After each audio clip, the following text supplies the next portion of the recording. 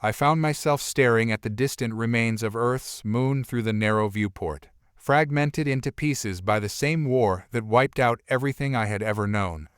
The wreckage floated silently, a testament to the cost of our mistakes. Each chunk of moon was a gravestone, and I, one of the last surviving humans, was left to read them all. It was cold here in orbit. Not the kind of cold that stings your skin or makes you shiver, but the kind that gets under your thoughts, that claws at your sanity when you're left alone too long with nothing but memories and regret. The stars out there, they didn't offer much comfort either.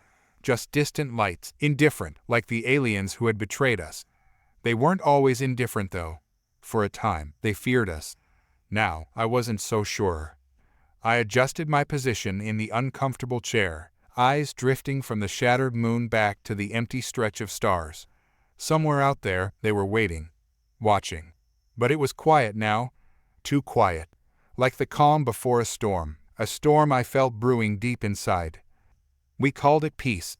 The treaty they brokered with us, the agreements they made, all signed with the promise of cohabitation, of shared progress. And, for a time, we believed them. Humanity had come a long way, not just in technology, but in arrogance. We thought ourselves invincible. After all, hadn't we conquered the solar system? Colonized Mars? Pushed beyond the boundaries of our world? They came to us not as conquerors, but as diplomats, offering their wisdom, their technology. We were the newcomers to the galactic scene, and they offered a hand. But that was the problem. An outstretched hand can hide a dagger behind its back. The peace they offered us wasn't real. I didn't realize it then, but I do now. Aboard this silent vessel, with nothing but the hum of the engines to keep me company, it's hard not to replay those moments in my head. The warnings I ignored, the things I didn't see. In hindsight, the signs were all there. They never respected us, not really. They feared us. Even as they extended their so-called olive branch, I could see it in their eyes, the way they looked at us, as though we were some dangerous animal that had just been leashed. And maybe we were. But there's one thing I'm sure of, they should have feared us even more than they did. Even now, I'm not sure we fully understand what we are, what we've become. But they do. And that's why they turned on us. I shook the thoughts away and stood up, my body stiff from hours of sitting. The cabin was dimly lit, the faint glow of the control panel casting a pale light across the steel walls. I didn't bother with the lights. I preferred the darkness these days. It suited the mood. Walking toward the bulkhead, I caught my reflection in the small, cracked mirror beside the entrance to the ship's lower decks. My eyes had dark circles under them, my once clean-shaven face now covered in a thick, unkempt beard. I hardly recognized myself anymore. Then again, I didn't really want to. It had been years since the war ended, or at least, that's what the history books would say. There wasn't much of humanity left to write those books now, and if there were, I'm not sure the truth would even make it to print. The real war, the one we weren't ready for, was still coming. I could feel it, just out of reach, like a shadow lurking on the edge of my mind. The betrayal wasn't just tactical. No, that would have been too simple. It was deeper than that, more personal. They played us, used us, and we let them. We let them think they could tame us, control us. But we were never meant to be controlled. A soft beep echoed from the cockpit. I turned, making my way back to the control console. It wasn't an alert, just a status check. Still, I leaned over the screen, scanning the readings out of habit. There was nothing. No ships nearby. No signals. Just empty space and debris. I ran a hand over the worn metal of the console, the once pristine surface now scratched and dented from years of wear. It reminded me of Earth. We thought our planet could survive anything, that we could build a future that reached the stars. But we were wrong. Earth is gone now, reduced to nothing but a memory. And the moon? Well, the moon speaks for itself. I couldn't help but feel a certain bitterness toward the idea of peace. For most of my life, I was a soldier, fighting for something bigger than myself. At first, it was Earth, then Mars, and eventually, the whole damn solar system. But when the aliens came, when they offered peace, it was like the fight was drained out of us. I guess that's the part I can't forget. That's the part that haunts me most when I'm alone in this dead ship. We wanted to believe them. We needed to believe them. After years of fighting amongst ourselves, humanity was fractured. We were barely keeping it together when they arrived. Their peace offer wasn't just tempting, it was a lifeline. They knew that. They preyed on our desperation, our hope, and we fell for it. I wasn't in the room when the treaty was signed, but I heard the stories. It was supposed to be a historic moment, a new chapter in human history. But all I see now is the ruins of our arrogance, floating in space like a reminder of what we've lost. The treaty wasn't peace, it was surrender. They didn't come to save us, they came to put us in our place. I leaned back in the chair, staring up at the ceiling. They called us conquerors. But what kind of conqueror signs away its future? What kind of conqueror lets its enemies dictate the terms of survival? I should have seen it coming. Maybe I did. But it didn't matter. By the time the truth revealed itself, it was too late. The war had already started, and we weren't the ones in control anymore. The stars outside seemed to mock me, distant and untouchable. We thought we'd reach them, expand our empire beyond the solar system. But here I was, orbiting a shattered moon, watching the pieces of my home drift aimlessly through space. I couldn't shake the feeling that we weren't done yet, though. Maybe it was stubbornness. Maybe it was something darker. But deep down, I knew we weren't finished. Humanity wasn't finished. We weren't meant to go quietly. We weren't meant to fade into the stars, forgotten and weak. They should have feared us. They still should. Because what they didn't understand, what even I didn't understand, was that humanity wasn't just resilient. We were something far more dangerous. And soon, they would learn that truth. For now, all I could do was wait, watch, and remember. The false peace they offered us had shattered, just like the moon outside. In the silence of space, I closed my eyes, letting the engines lull me into a restless sleep. The dullness of space weighed heavy on my mind, but there was no time to reflect further. The sound of footsteps echoed through the corridor behind me. I didn't need to turn to know who it was. Blake always walked like a man on borrowed time, hurried but without urgency, as if each step could be his last, but he wasn't willing to acknowledge it.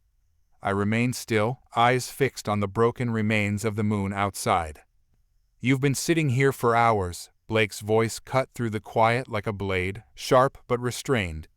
There was an unspoken command beneath it, as if he was gauging whether I'd break the silence or just let the question drift. "I've been thinking," I replied, voice barely above a whisper. My eyes still hadn't moved from the shattered lunar surface. Blake shifted beside me, leaning against the metal wall. He let out a small grunt, the kind you make when you know the answer to a question, but you ask it anyway. "About?"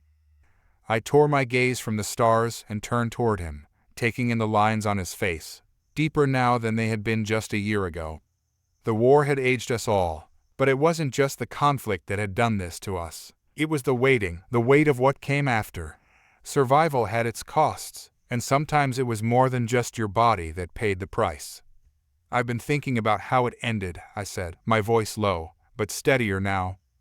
"How we let them in, how we trusted them, and how, in the end, we were betrayed." Blake's jaw tightened. He had never been one for deep reflection, preferring to stick to the facts of a situation rather than wallow in the emotions behind it. But even he couldn't ignore the truth. His silence said more than any words he could have offered. "It wasn't just the peace treaty," I continued, standing and pacing the small space in front of him. "It wasn't just that we laid down our weapons. It was the way they made us feel, like we had won something when, in fact, we had lost everything." Blake looked at me for a long time, his arms crossed over his chest.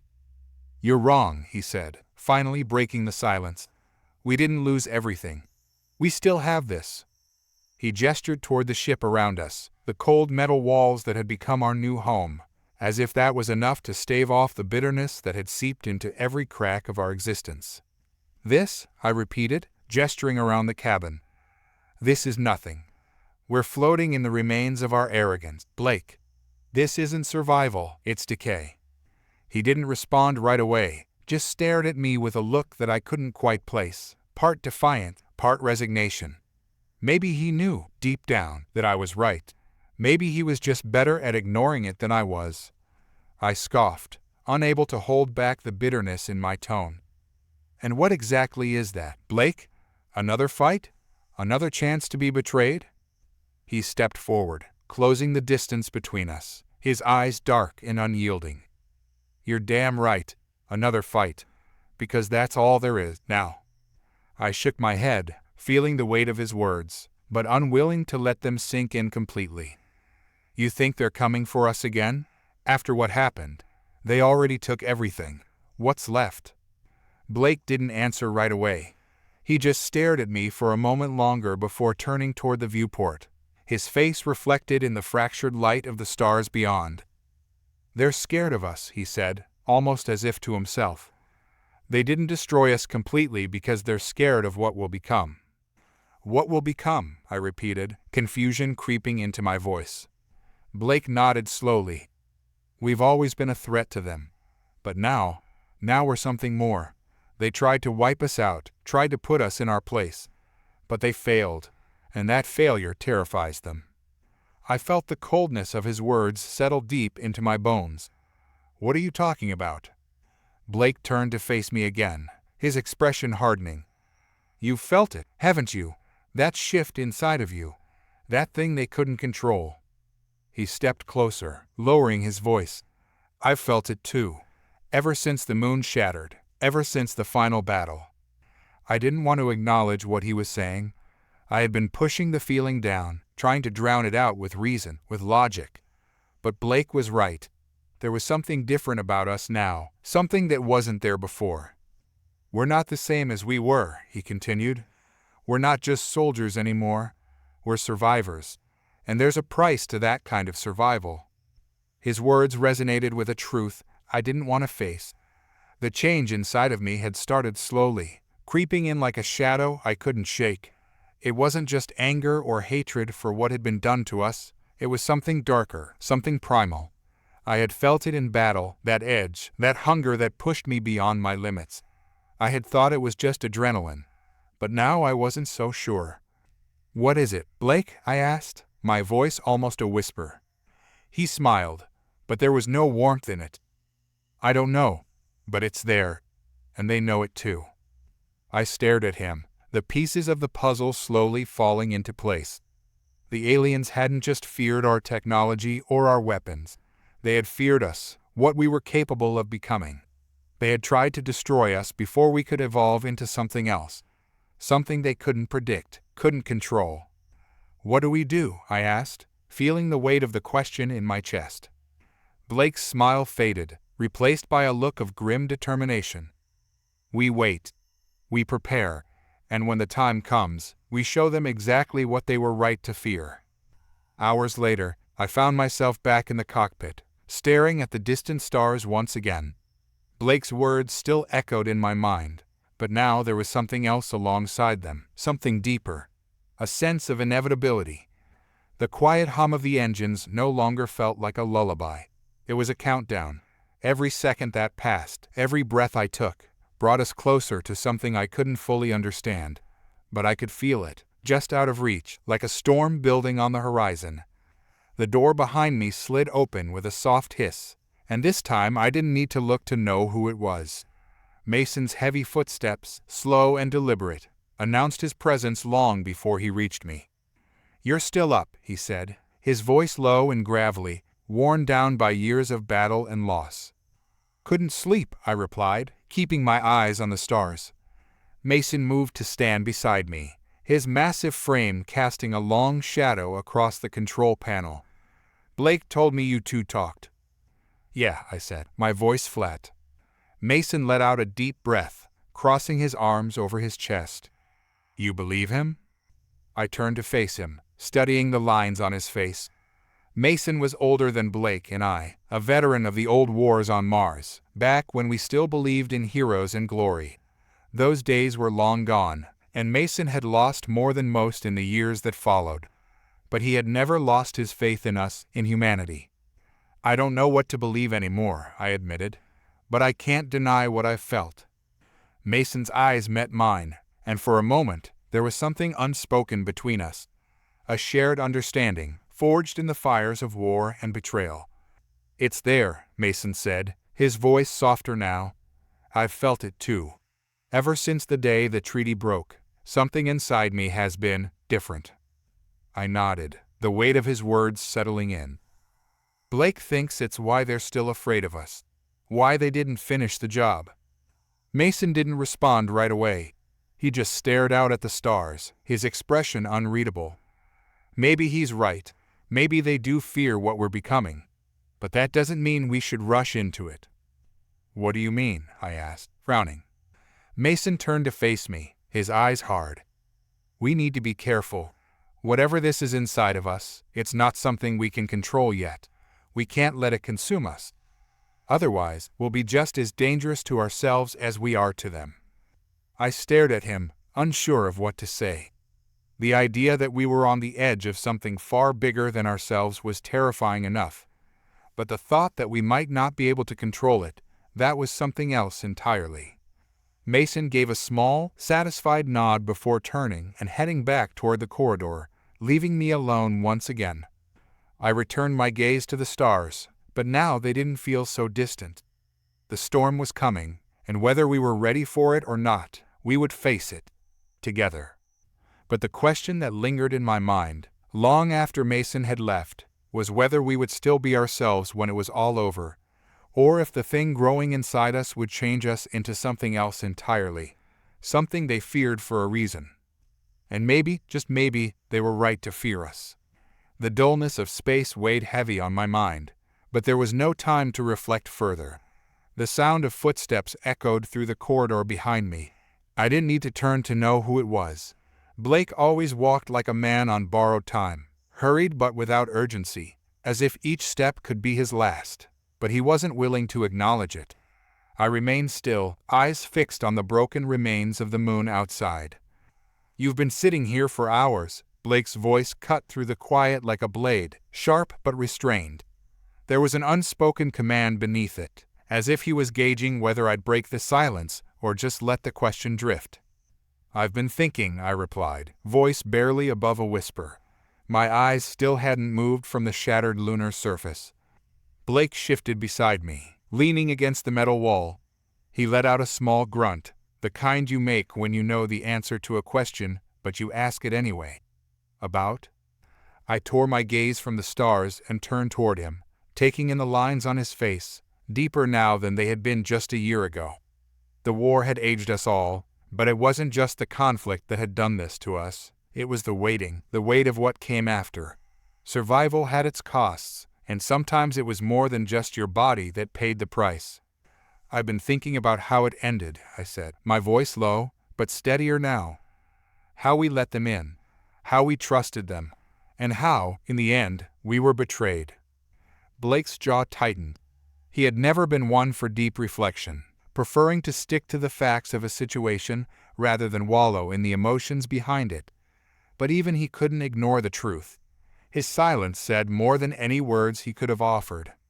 "It wasn't just the peace treaty," I continued, standing and pacing the small space in front of him. "It wasn't just that we laid down our weapons. It was the way they made us feel, like we had won something when, in fact, we had lost everything." Blake looked at me for a long time, his arms crossed over his chest. "You're wrong," he said, finally breaking the silence. "We didn't lose everything. We still have this." He gestured toward the ship around us, the cold metal walls that had become our new home, as if that was enough to stave off the bitterness that had seeped into every crack of our existence. "This?" I repeated, gesturing around the cabin. "This is nothing. We're floating in the remains of our arrogance, Blake. This isn't survival, it's decay." He didn't respond right away, just stared at me with a look that I couldn't quite place, part defiance, part resignation. Maybe he knew, deep down, that I was right. Maybe he was just better at ignoring it than I was. "You're too focused on what we lost," Blake finally said, his voice quieter now, almost soft. "But that's not what's important anymore. What matters is what's coming next." I scoffed, unable to hold back the bitterness in my tone. "And what exactly is that, Blake? Another fight?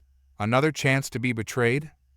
He stepped forward, closing the distance between us, his eyes dark and unyielding. "You're damn right. Another fight. Because that's all there is now." I shook my head, feeling the weight of his words, but unwilling to let them sink in completely. "You think they're coming for us again? After what happened? They already took everything. What's left?" Blake didn't answer right away. He just stared at me for a moment longer before turning toward the viewport, his face reflected in the fractured light of the stars beyond.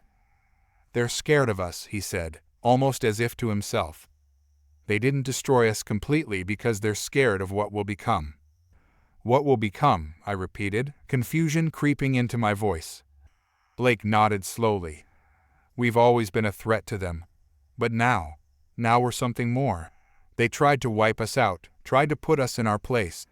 But they failed, and that failure terrifies them." I felt the coldness of his words settle deep into my bones. "What are you talking about?"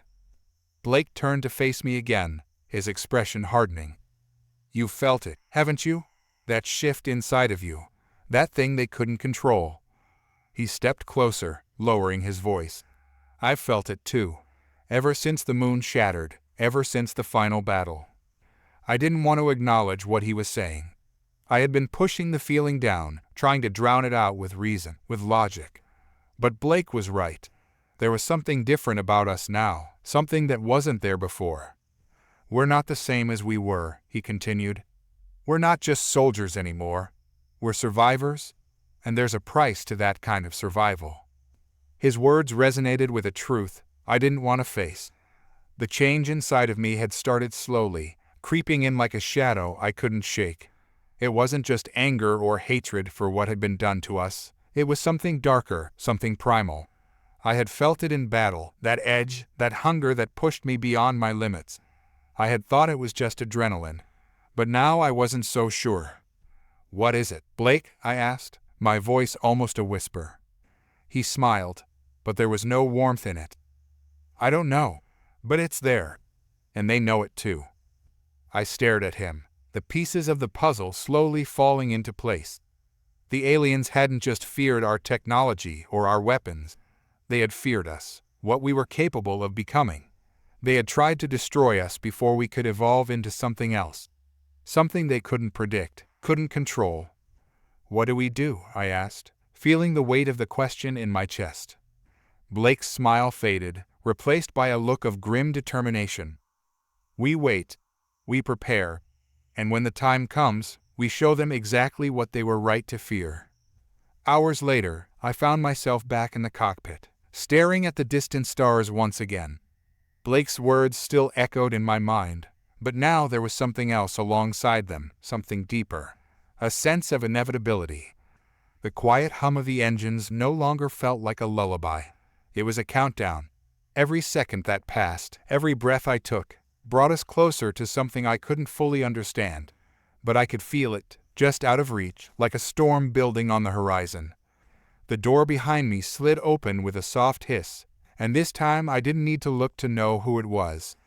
Mason's heavy footsteps, slow and deliberate, announced his presence long before he reached me. "You're still up," he said, his voice low and gravelly, worn down by years of battle and loss. "Couldn't sleep," I replied, keeping my eyes on the stars. Mason moved to stand beside me, his massive frame casting a long shadow across the control panel. "Blake told me you two talked." "Yeah," I said, my voice flat. Mason let out a deep breath, crossing his arms over his chest. "You believe him?" I turned to face him, studying the lines on his face. Mason was older than Blake and I, a veteran of the old wars on Mars, back when we still believed in heroes and glory. Those days were long gone, and Mason had lost more than most in the years that followed. But he had never lost his faith in us, in humanity. "I don't know what to believe anymore," I admitted, "but I can't deny what I've felt." Mason's eyes met mine, and for a moment, there was something unspoken between us. A shared understanding, forged in the fires of war and betrayal. "It's there," Mason said, his voice softer now. "I've felt it too. Ever since the day the treaty broke, something inside me has been different." I nodded, the weight of his words settling in. Blake thinks it's why they're still afraid of us, why they didn't finish the job.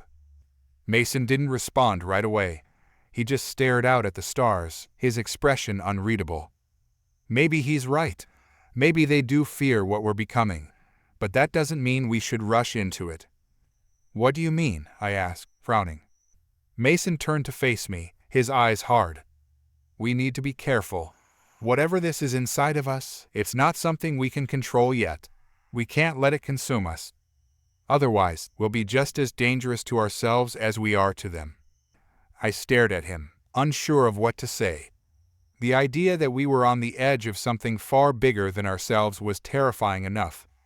But the thought that we might not be able to control it, that was something else entirely. I nodded, feeling the weight of his words sink in. Yeah, I understand.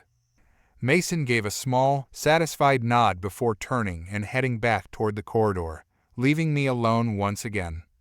I returned my gaze to the stars, but now they didn't feel so distant. The storm was coming, and whether we were ready for it or not, we would face it, together. But the question that lingered in my mind, long after Mason had left, was whether we would still be ourselves when it was all over, or if the thing growing inside us would change us into something else entirely, something they feared for a reason. And maybe, just maybe, they were right to fear us. The sense of inevitability weighed on me, but now there was a deeper thread of uncertainty running through my thoughts. Mason was right about one thing. Whatever was inside us, whatever we were becoming, was far more dangerous than even we could fully understand, and that made it all the more critical to remain in control. The broken moon hovered in the darkness like a reminder of our failures. That celestial graveyard told the story of humanity's last stand, a battle fought not just with weapons, but with the very core of who we were. Yet that wasn't the story I'd been telling myself. I had always believed that the aliens feared our power, our potential for destruction. But Mason and Blake had introduced a new possibility. They feared us not because of what we could do, but because of what we would become. The difference was profound. I stood up, stretching my stiff muscles and feeling the weight of exhaustion in my bones. There was no time to dwell. Every second felt borrowed, as if time itself was conspiring against us. And yet, we still needed to prepare. For what, exactly? I wasn't sure. But the sense of something greater looming in the darkness beyond our shattered moon, it was undeniable. The ship's control center was dimly lit when I arrived, the console lights blinking in quiet rhythm. Blake was seated at the main control panel, his hands gliding over the interface with an ease that masked the tension in his posture. His face was illuminated by the soft glow of the monitors, and for a moment, I watched him in silence. He didn't acknowledge me at first, but I knew he was aware of my presence. "Any news?" I asked finally, breaking the stillness. "None that you'd want to hear," Blake replied without looking up. His voice was clipped, a sure sign that things weren't going well. "We've lost contact with 2 more outposts. No distress signals, no warnings. Just gone." I approached the console, leaning over to see the data streaming across the screens. Blake's words echoed in my mind. They didn't destroy us completely because they're scared of what we'll become. But if that were true, why now? Why were we being systematically erased, one outpost at a time? It didn't fit with the idea of fear. It felt more like extermination. "We're running out of time," I muttered, glancing at the star map. The red blips marking the lost outposts were scattered across the outer reaches of human space, moving closer with each passing day. "What do we know about their movements?" Blake shook his head, eyes fixed on the data. "Not much. They're fast, and they're surgical. Whoever's behind this isn't playing by the same rules as before. This isn't just a cleanup operation, it's a purge." I felt the familiar anger rising in my chest, but I forced it down. Rage wouldn't help us now. "And the others, the ones still in hiding?" Blake hesitated, his fingers hovering over the controls. "We've got them on high alert. But let's be real, if they find us, it won't matter how well we hide." I leaned against the console, feeling the weight of our reality pressing down on me. We had always known that the peace wouldn't last, that our so-called allies would come for us eventually. But this wasn't just revenge.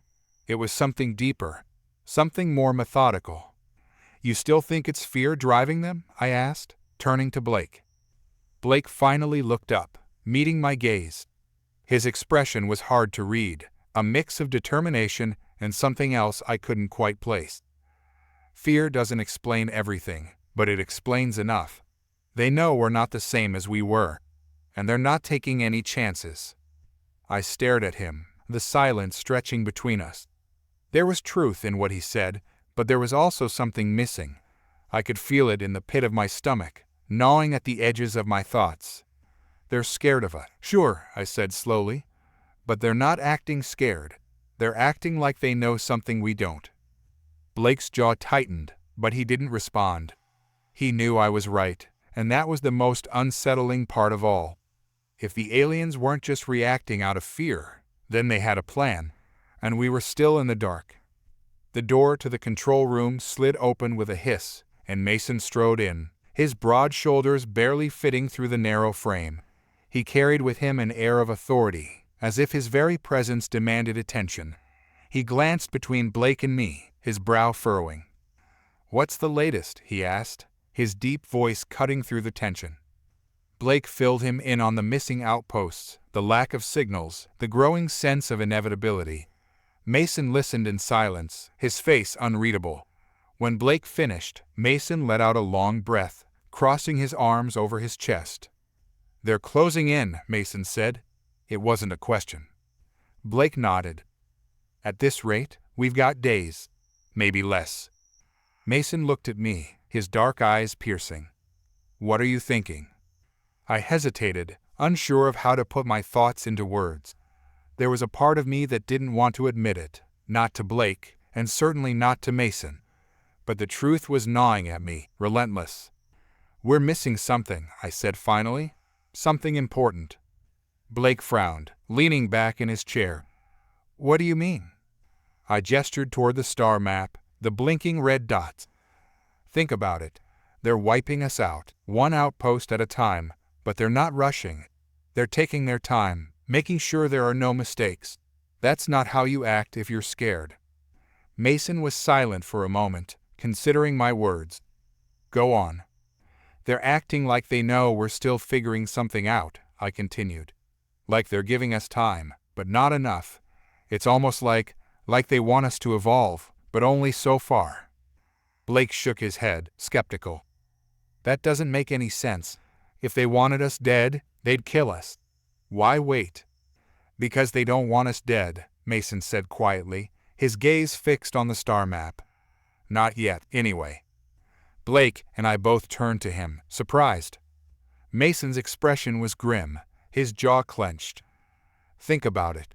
What if they're waiting for something to happen, something that has nothing to do with us, but everything to do with what we are?" Blake narrowed his eyes. "And what the hell would that be?" Mason didn't answer right away. He just stared at the star map, his face hardening with each passing second. When he finally spoke, his voice was low, almost a whisper. "They're waiting for us to reach the tipping point," he said. "The point where we stop being human." The words hung in the air like a specter, casting a long shadow over the room. I could feel the weight of them pressing down on my chest, suffocating. "You think that's what they're afraid of?" I asked, my voice barely above a whisper. Mason nodded slowly, his eyes never leaving the map. "I think it's more than that. I think they've known all along that we were evolving, but they don't know what comes after, and that's what terrifies them." Blake let out a low whistle, running a hand through his hair. "If that's true, then what do we do? Wait around for them to pick us off, one by one?" Mason turned to face us, his expression unreadable. "We don't wait. We push forward. We find out what's coming before they do." The idea of pushing forward wasn't just about survival anymore, it was about understanding. Mason's words had stirred something deep inside me, a curiosity that bordered on obsession. What were we becoming? And more importantly, why? The next few hours passed in a blur of activity. Blake and Mason coordinated with the remaining outposts, gathering whatever intelligence they could while reinforcing our defenses. I, meanwhile, found myself drawn to the ship's archives, searching for any clues that might shed light on what Mason had said. The data was overwhelming, a sea of information spanning decades of war, peace treaties, and everything in between. But beneath the surface, there were patterns, subtle at first, but undeniable once I knew what to look for. The aliens had always been interested in us, long before the final battle, long before the shattered moon. Their research into human physiology, psychology, and even our genetic makeup had been extensive, far more than was necessary for mere conquest. They had studied us like we were an experiment, observing how we reacted to different stimuli, how we adapted to new environments. And then, after the peace treaty was signed, their research stopped. Or so we thought. I leaned back in my chair, staring at the data on the screen. The conclusion was inescapable. The aliens had been preparing for this moment long before we even knew it existed. They had been waiting, watching, guiding us toward this point in our evolution. And now, they were making sure we didn't go any further. Mason found me hours later, still poring over the data. He stepped into the room, his presence as imposing as ever. But there was a quietness about him now, a sense of resolve. "You found something," he said. It wasn't a question. I nodded, gesturing to the screen. "They've been studying us for years, long before the war." Mason's eyes narrowed as he scanned the data, his expression hardening. "So they knew, even back then." "They didn't just know," I said. "They were preparing for this, for what we're becoming." Mason was silent for a moment, his gaze fixed on the screen. Then he turned to me, his eyes sharp and determined. "Then we need to find out what they're so afraid of," he said, "before it's too late." The control center was quiet, save for the soft hum of the ship's systems and the steady, rhythmic pulse of my heartbeat in my ears. We had discovered so much, but it felt like we still knew so little. The pieces of the puzzle were beginning to fall into place, yet the picture they formed was far from clear. It gnawed at me, the sense that we were being guided toward something bigger than all of us, bigger than humanity itself. I sat at the console, my eyes drifting over the holographic star map that hovered before me. Every outpost we had lost was marked in red, a visual reminder of our dwindling numbers. There was no pattern to their destruction that we could see, no logical sequence, no rhyme or reason, and that was what disturbed me most. If this was a purge, as Blake believed, why not finish it in one swift motion? Why take us out piecemeal, like wolves toying with prey? I didn't need to turn around to know that Mason had entered the room. His presence was palpable, an energy that shifted the air around him. He stopped beside me, arms crossed, eyes fixed on the same star map. "You've been here a while," he said, his voice low. I nodded, not tearing my gaze away from the blinking lights, trying to make sense of it. "And? I'm starting to think there's nothing to make sense of," I replied, leaning back in the chair. "At least not in the way we're used to. They're not following a pattern because they're not operating on our logic. This is something else." Mason was quiet for a moment, and when he spoke again, there was a weight to his words that hadn't been there before. "We're running out of time." I knew what he meant. The clock was ticking, not just for the outposts but for us. Every day brought us closer to whatever it was we were supposed to become. And the aliens, whatever they were, seemed determined to control that transformation. "I don't like the idea that they've been guiding us," I said, voicing a thought that had been festering in my mind. "That we've been evolving according to their plan." Mason let out a slow breath. "You think they're afraid of losing control?" I shook my head. "I think they already have. They just don't know it yet." Blake's quarters were a mess of data pads, scattered papers, and the occasional empty ration packet.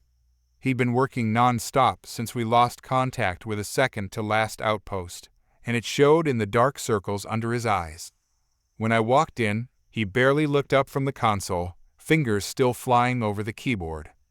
"I hope you're here to tell me we've got a plan," he said, his voice thick with exhaustion. "No plan yet," I replied, leaning against the wall. "But I think we're getting closer to understanding what's happening." Blake scoffed, but there was no humor in it. Understanding won't mean a damn thing if we're all dead.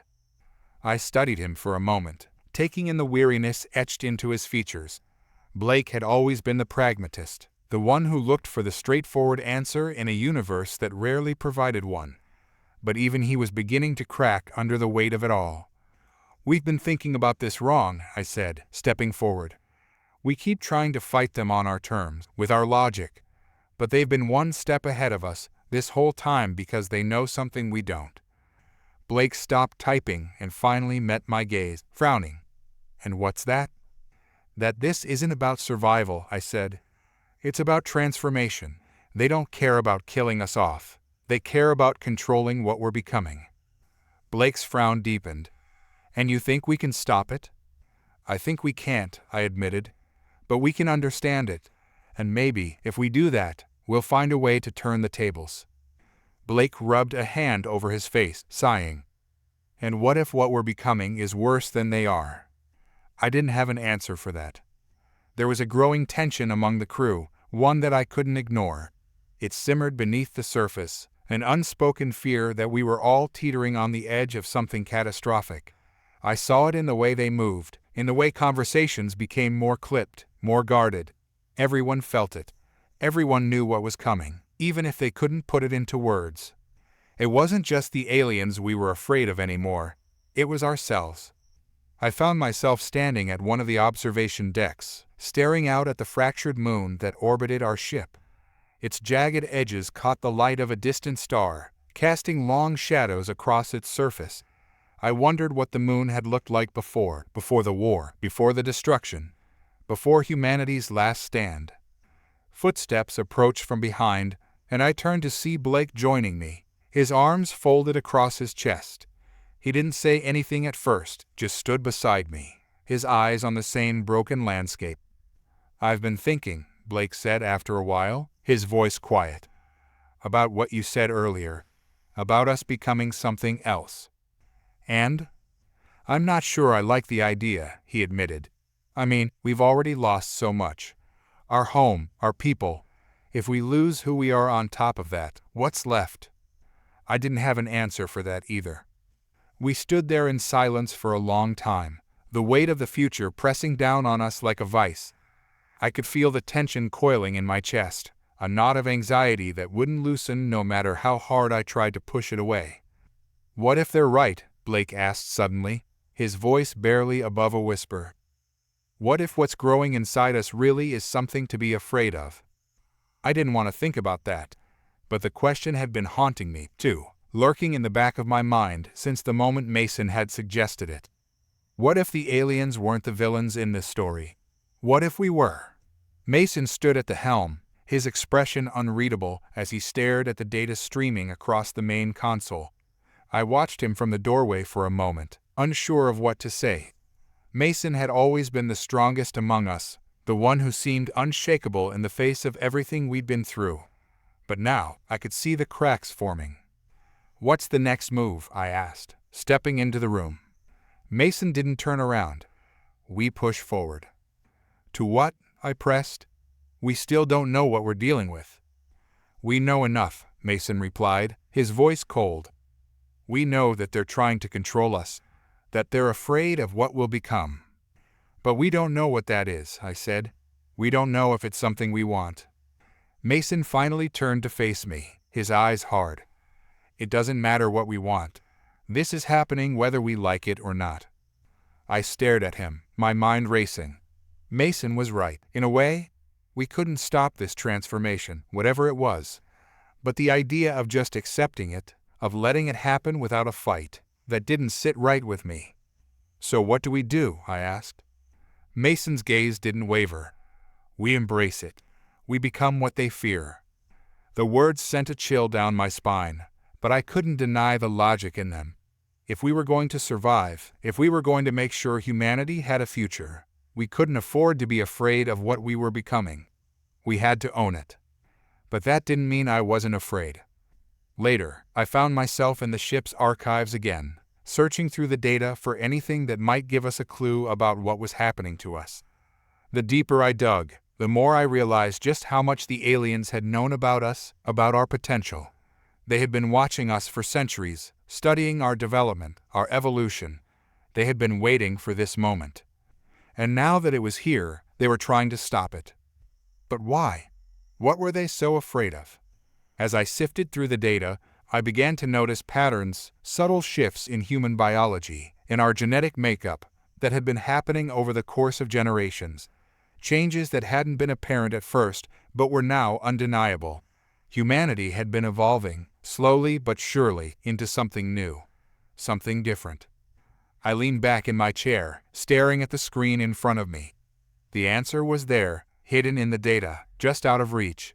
We were changing, becoming something more than human. But what that meant, what it would look like in the end, I still didn't know.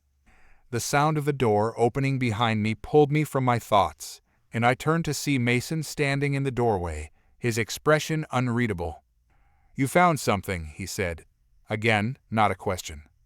I nodded, gesturing to the screen. "We've been evolving for generations. Slowly, at first, but now it's accelerating. They've known about it for a long time, and they've been trying to stop it." Mason stepped closer, his eyes scanning the data. "Why?" I shook my head. "I don't know. Maybe they're afraid of what we'll become.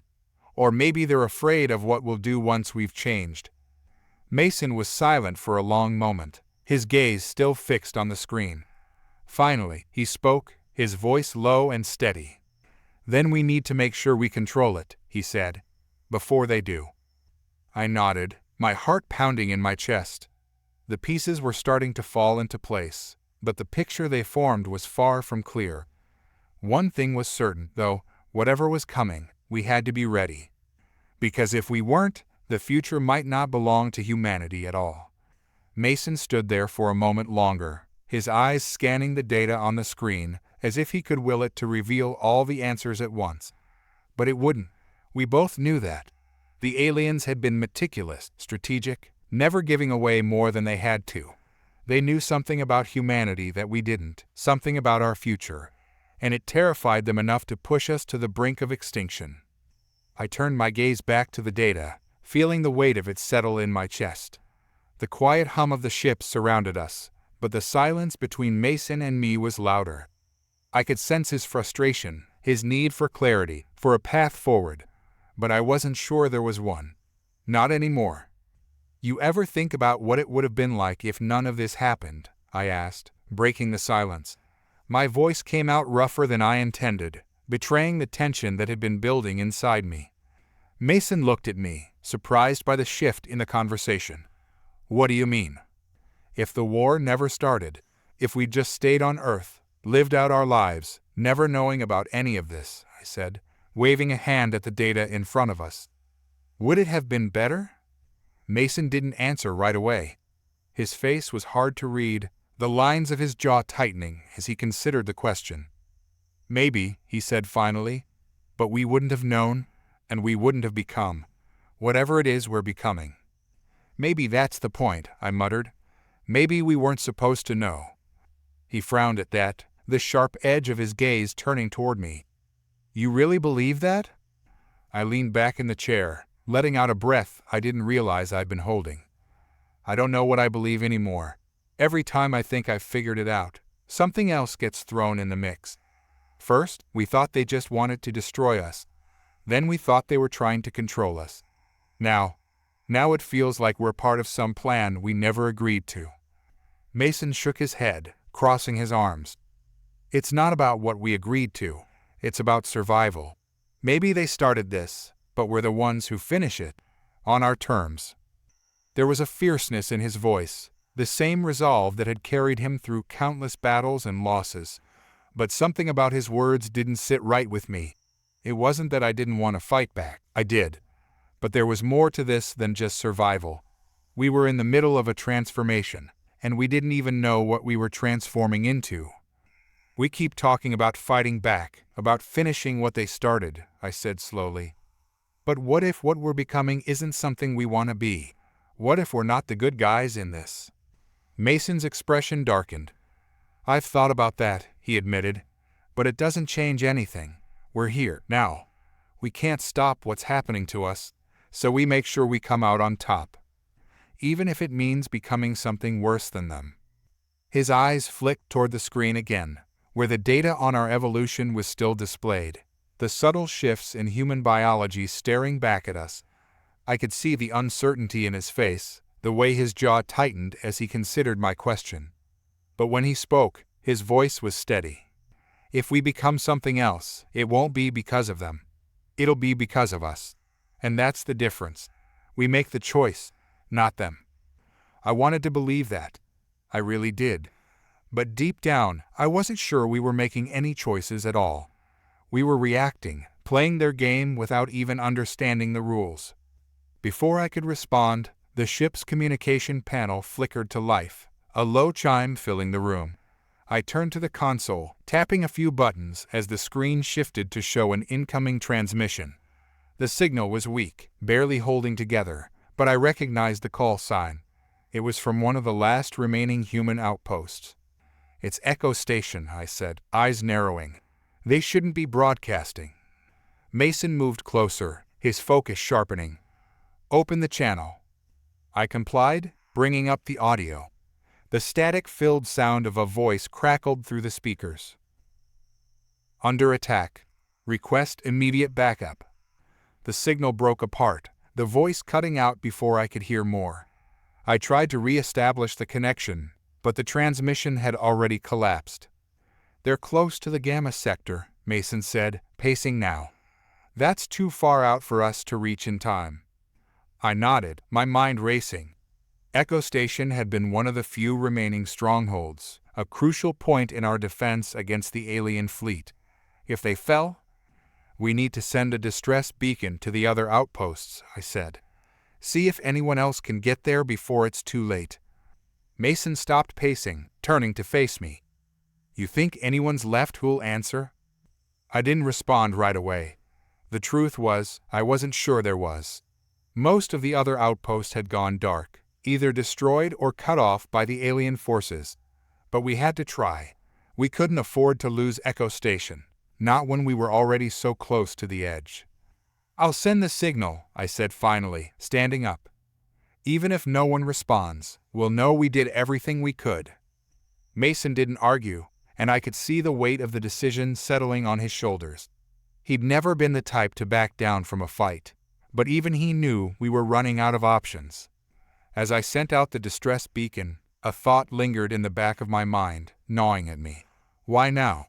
Why were the aliens attacking Echo Station, a seemingly unimportant outpost, when they could have gone straight for the heart of our defenses? I turned to Mason, voicing the question that had been bothering me. What if Echo Station isn't the real target? Mason frowned. "What do you mean?" "I mean, it doesn't make sense for them to hit Echo Station now. It's isolated, sure, but it's not a strategic point. Not really." "Then why attack it?" "That's what I'm trying to figure out," I said. "What if they're drawing us away? What if Echo Station is a diversion?" Mason's expression hardened as the realization sunk in. "They're leading us into a trap." "Or worse," I added, "they're leading us to something they don't want us to see." We spent the next several hours analyzing the data, cross-referencing it with everything we knew about the alien movements and the attacks on other human outposts. The patterns we thought didn't exist began to emerge, but they weren't what we expected. "They're not destroying the outposts," Blake said, joining us in the control center. He pointed to the data on the screen. "They're isolating them, cutting off communication, but leaving the outposts intact." I glanced at Mason, the pieces starting to fit together. "So they're not wiping us out. They're quarantining us." Blake nodded grimly. "That's what it looks like." "But why?" Mason asked, pacing again. "Why go to all that trouble?" "Because they're waiting for something," I said, my mind racing. "They're not trying to destroy us, they're trying to contain us. They're afraid of what will become, but they don't know how to stop it. So they're keeping us isolated, controlling the spread." Mason stopped pacing, his eyes narrowing. "And that means Echo Station isn't just an outpost, it's something else." Blake tapped a few more commands into the console, bringing up a detailed map of Echo Station's location. There's nothing special about the area around Echo Station. No resources, no strategic value. But there's something there, I said, my voice steady. Something they don't want us to find. Mason crossed his arms, his gaze fixed on the screen. Then we need to get there. Fast. I nodded, feeling the weight of the decision settling on me. If we were right, if Echo Station was hiding something important, then getting there could change everything. But it was also risky.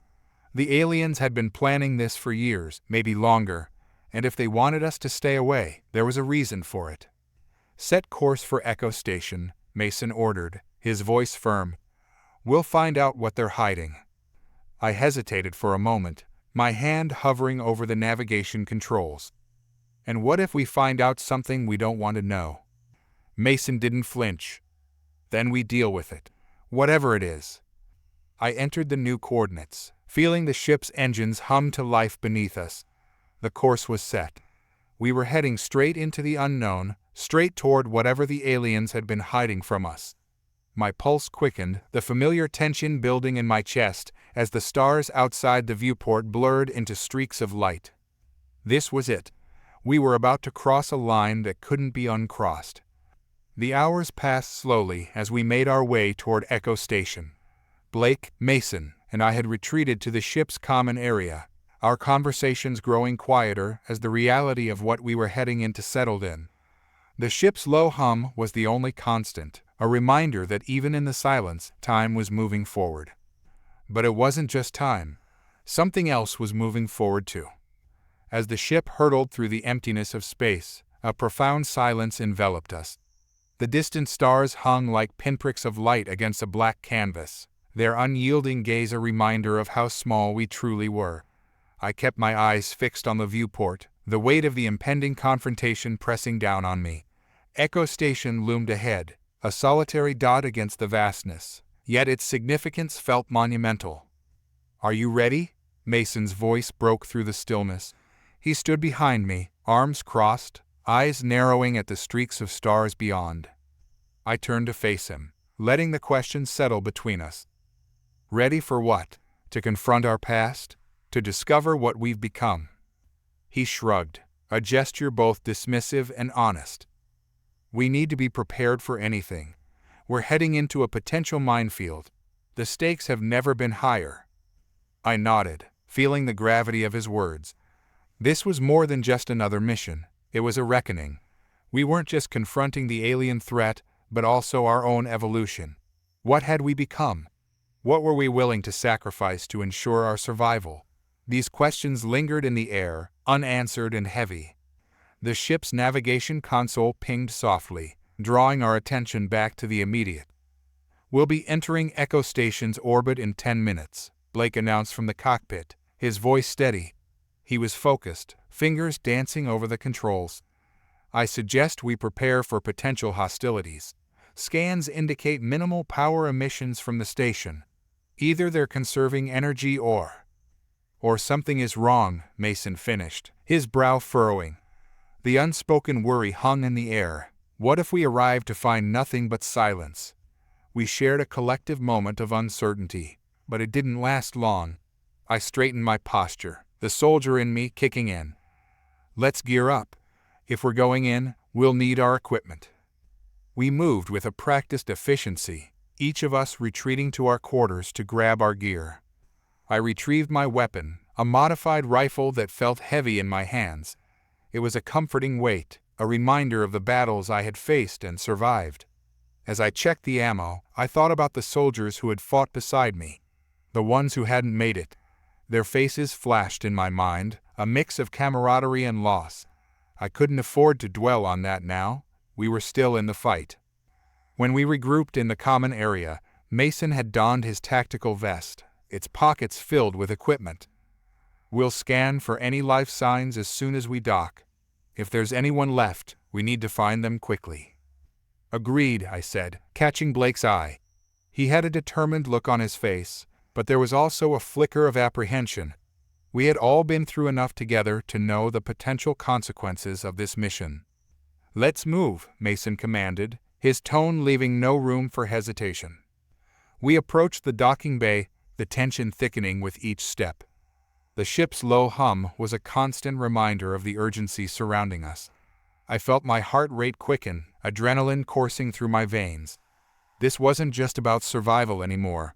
It was about understanding our place in this universe, about confronting the terrifying unknown. As we docked, a series of alarms blared through the ship, signaling our arrival. The metallic clang of the docking clamps echoed in the silence. I glanced at Mason, and he nodded, his jaw set in determination. We were committed now. "Prepare to disembark," Blake said, tapping commands into the console. Opening the hatch. The hiss of the hatch releasing reverberated through the air, and the darkness of Echo Station greeted us. It felt unnaturally quiet, an unsettling stillness that pressed against my senses. "Stay sharp," Mason instructed, stepping through the hatch first. I followed closely behind, Blake bringing up the rear. As we entered the station, the dim light cast long shadows across the corridor. It was eerily silent, the only sound being our footsteps on the cold metal floor. I kept my rifle at the ready, scanning for any movement. "Looks like the power is down," Blake observed, glancing at the flickering lights overhead. "But the life support systems are still functioning, albeit at minimal levels. It shouldn't be completely abandoned." "Let's hope there are still people here," Mason said, his voice barely above a whisper. "We need information." We moved deeper into the station, passing through a series of narrow hallways that led to the central command. The walls were lined with faded posters from a time long gone, reminders of the lives that once thrived here. As we walked, I couldn't shake the feeling that we were intruding on a grave. "First things first," Mason said, breaking the silence. "Let's get a status update on the comms. We need to know what happened here." We entered the command center, the room cluttered with old equipment and disarray. I approached the main console, tapping the keys as I tried to initiate a system reboot. The screen flickered, sputtering to life, but the results were far from encouraging. "Access denied," it blinked repeatedly. "Security lockdown in effect." "Great," I muttered, frustration creeping in. "Any chance we can bypass it?" "Not without the admin codes," Blake replied, shaking his head. "Unless we can find someone with the authority." "Or we break the system," Mason suggested, crossing his arms. "What do you think?" I paused, weighing the risks. We were already stepping into dangerous territory. Breaking in could alert anyone still here, or worse, draw the attention of the aliens. But we had to know. "Let's see if we can find any other terminals. There might be a way around." We fanned out, searching the room for other consoles. As I sifted through the clutter, I caught sight of a security terminal in the corner, its screen dark. I approached it cautiously, hoping it still had some functionality. "I think I've got something," I called out. The others gathered around as I worked to power it on. The screen blinked, revealing a login prompt. "It's locked," I said, my heart sinking. "Try the default codes," Blake suggested. "There's a chance the staff didn't change them." I frowned, typing in the most common passwords I could think of. With each failed attempt, the tension in the room escalated. Finally, on my last try, the screen flickered and then displayed a message, "Access granted." "Yes," I breathed, a rush of relief flooding through me. Mason leaned closer, studying the screen. "What do you see?" I navigated through the system, heart pounding as I accessed the station's logs. "There's a record of recent communications. Looks like they were receiving intel about increased alien activity near the station." "Anything about the current status?" Mason pressed. I scanned through the logs, my fingers racing across the keyboard. They reported multiple unidentified ships entering the vicinity. The last entry notes a lockdown and a request for immediate assistance. It was marked urgent. Blake shifted uneasily. "Do you think they knew what was coming?" "Seems like it," I replied, feeling the weight of their fear seep into my bones.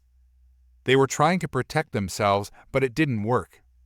"Let's see if we can get a visual feed from the cameras," Mason said, urgency creeping into his tone. We need to know if anyone is still here. I navigated to the camera feeds, and several static-filled screens appeared before us.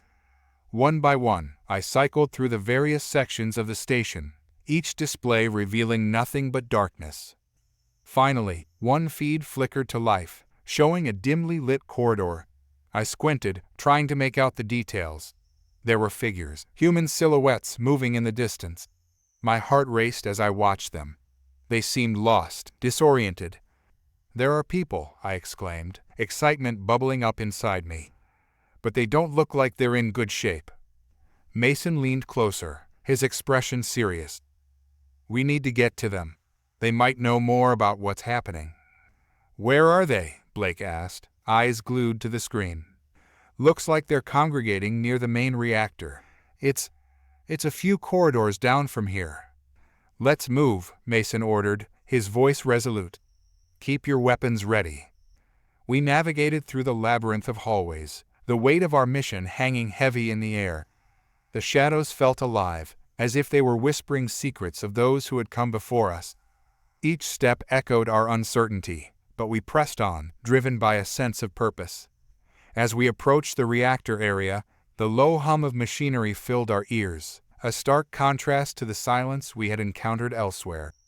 The lights flickered ominously overhead, casting erratic shadows that danced across the walls. "Stay alert," Mason cautioned, his voice barely above a whisper. "We don't know what we're walking into." We rounded the corner, and the sight before us froze us in place.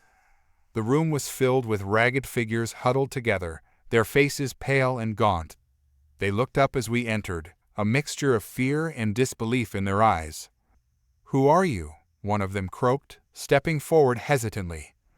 "We're survivors," Mason replied, holding his weapon at his side in a gesture of peace. "We came to help."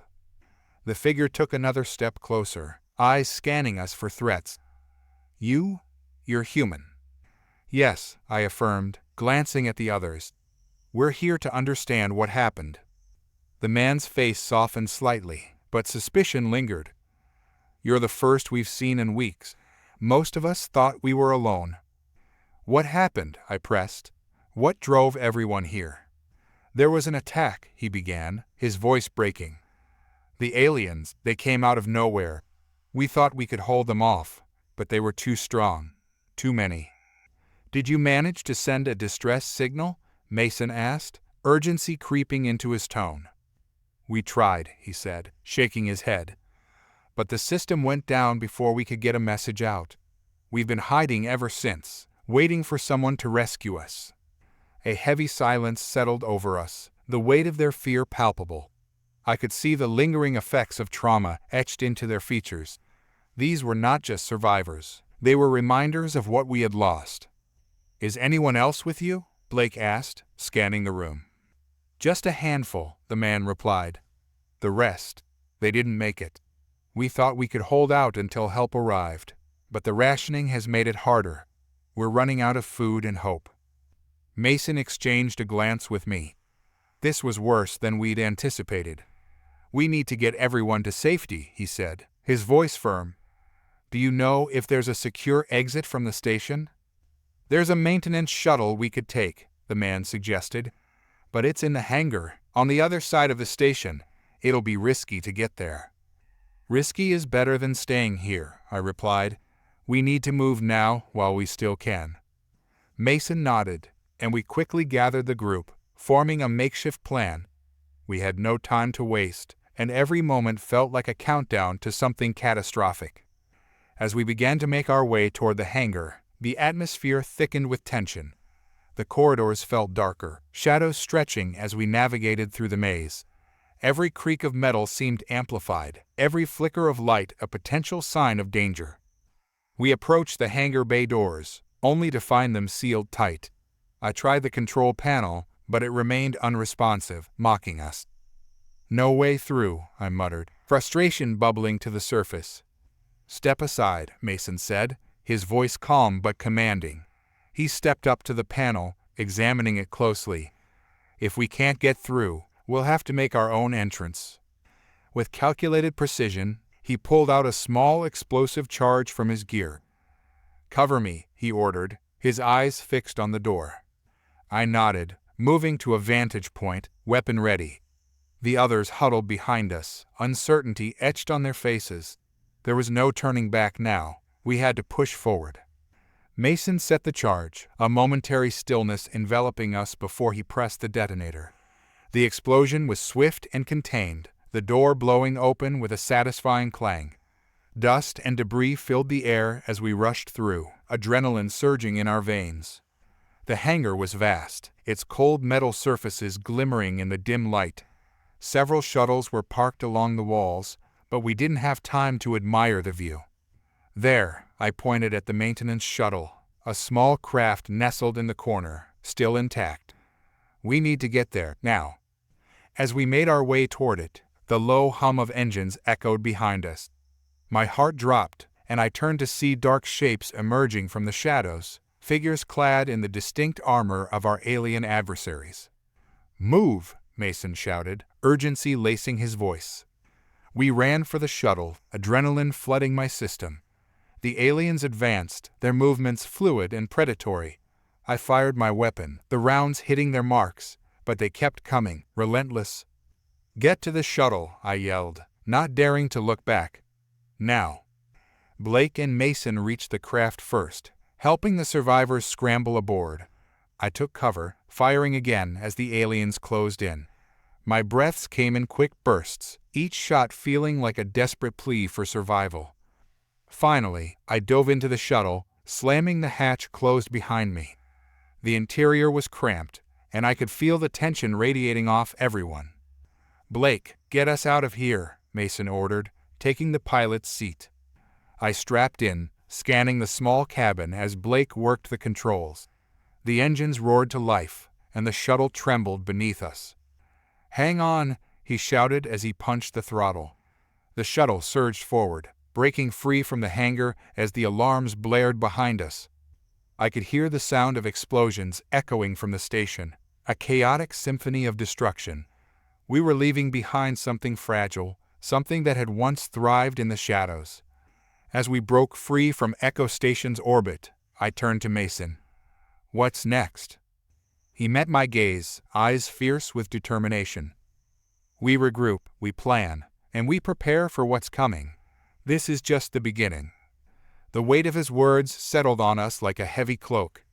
We had survived, but the true battle was yet to unfold. The universe held secrets we were just beginning to uncover, and I could feel the gravity of those mysteries drawing us deeper into the fray. "Let's hope we're ready," I murmured, the stars outside the viewport glimmering with unspoken promises and uncharted paths. The shuttle trembled as it accelerated away from Echo Station, leaving the dim, echoing corridors behind. I sat strapped into my seat, eyes fixed on the viewport as the vastness of space stretched out before us, stars twinkling like distant, indifferent witnesses to our flight.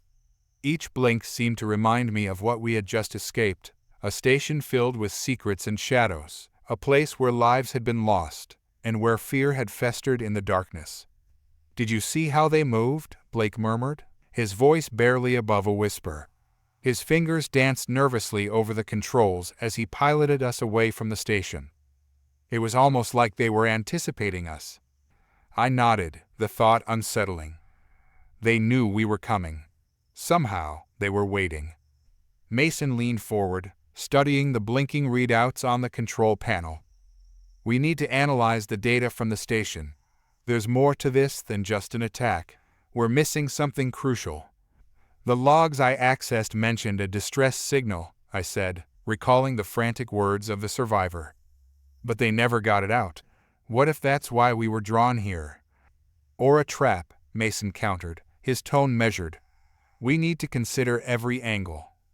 The shuttle lurched slightly as Blake adjusted our trajectory.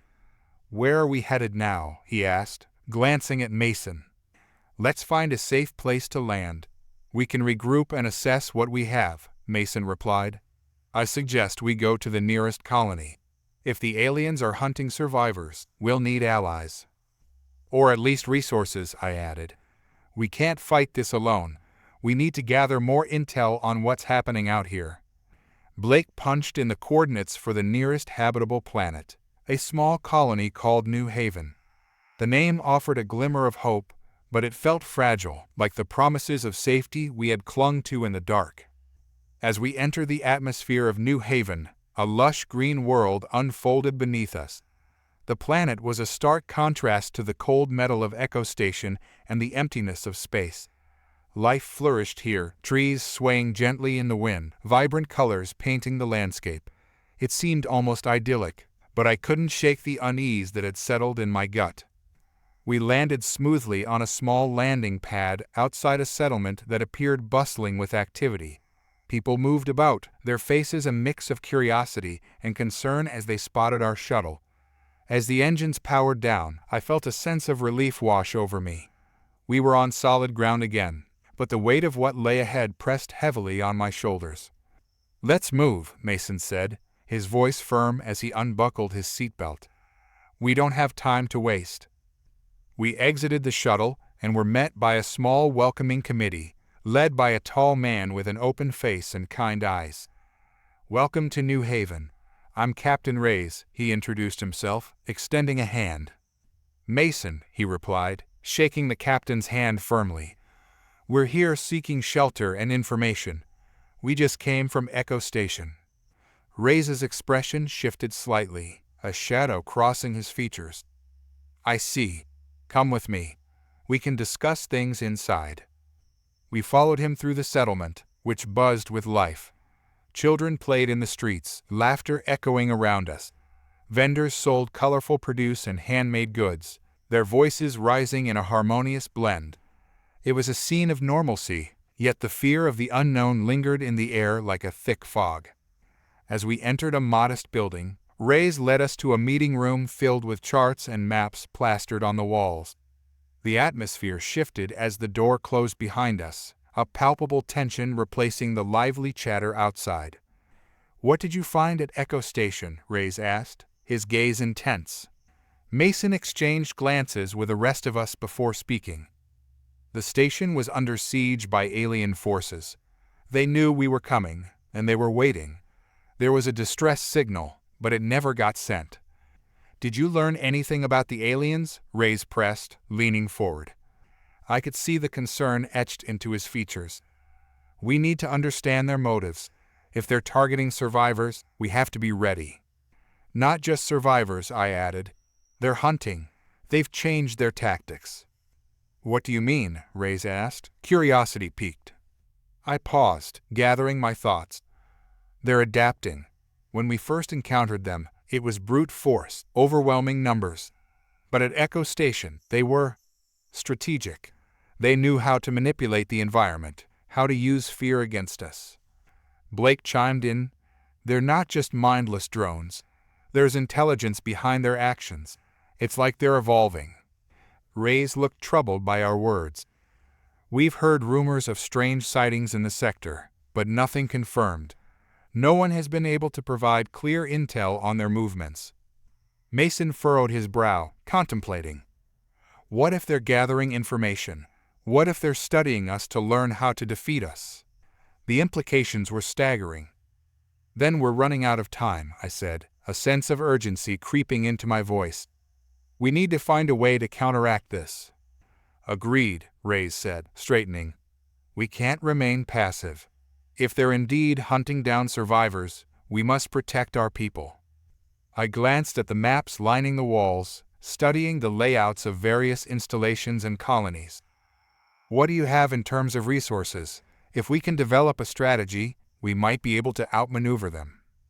Reyes gestured to a nearby table, cluttered with data pads and equipment.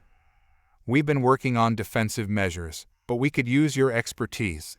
We need to build something that can withstand an assault, and fast." Mason stepped closer, examining the materials on the table. "Let's start with what you have. We need to fortify this settlement and prepare our defenses." As we discussed strategies, I couldn't shake the feeling that we were missing something. Echo Station had been a critical location, but why had the aliens targeted it? What secrets lay hidden within its walls? "Reyes," I interrupted, drawing his attention. Is there any way we could access the station's logs remotely? There might be vital information we overlooked. Reyes hesitated, glancing at the others. It's risky. If the aliens are actively monitoring communication channels, they could intercept any data transfer.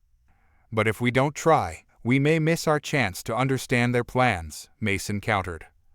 Perhaps we could send a small team back, Blake suggested, his eyes alight with a mixture of excitement and fear. We could slip in under the radar and retrieve the information we need. Reyes stroked his chin, considering the proposition.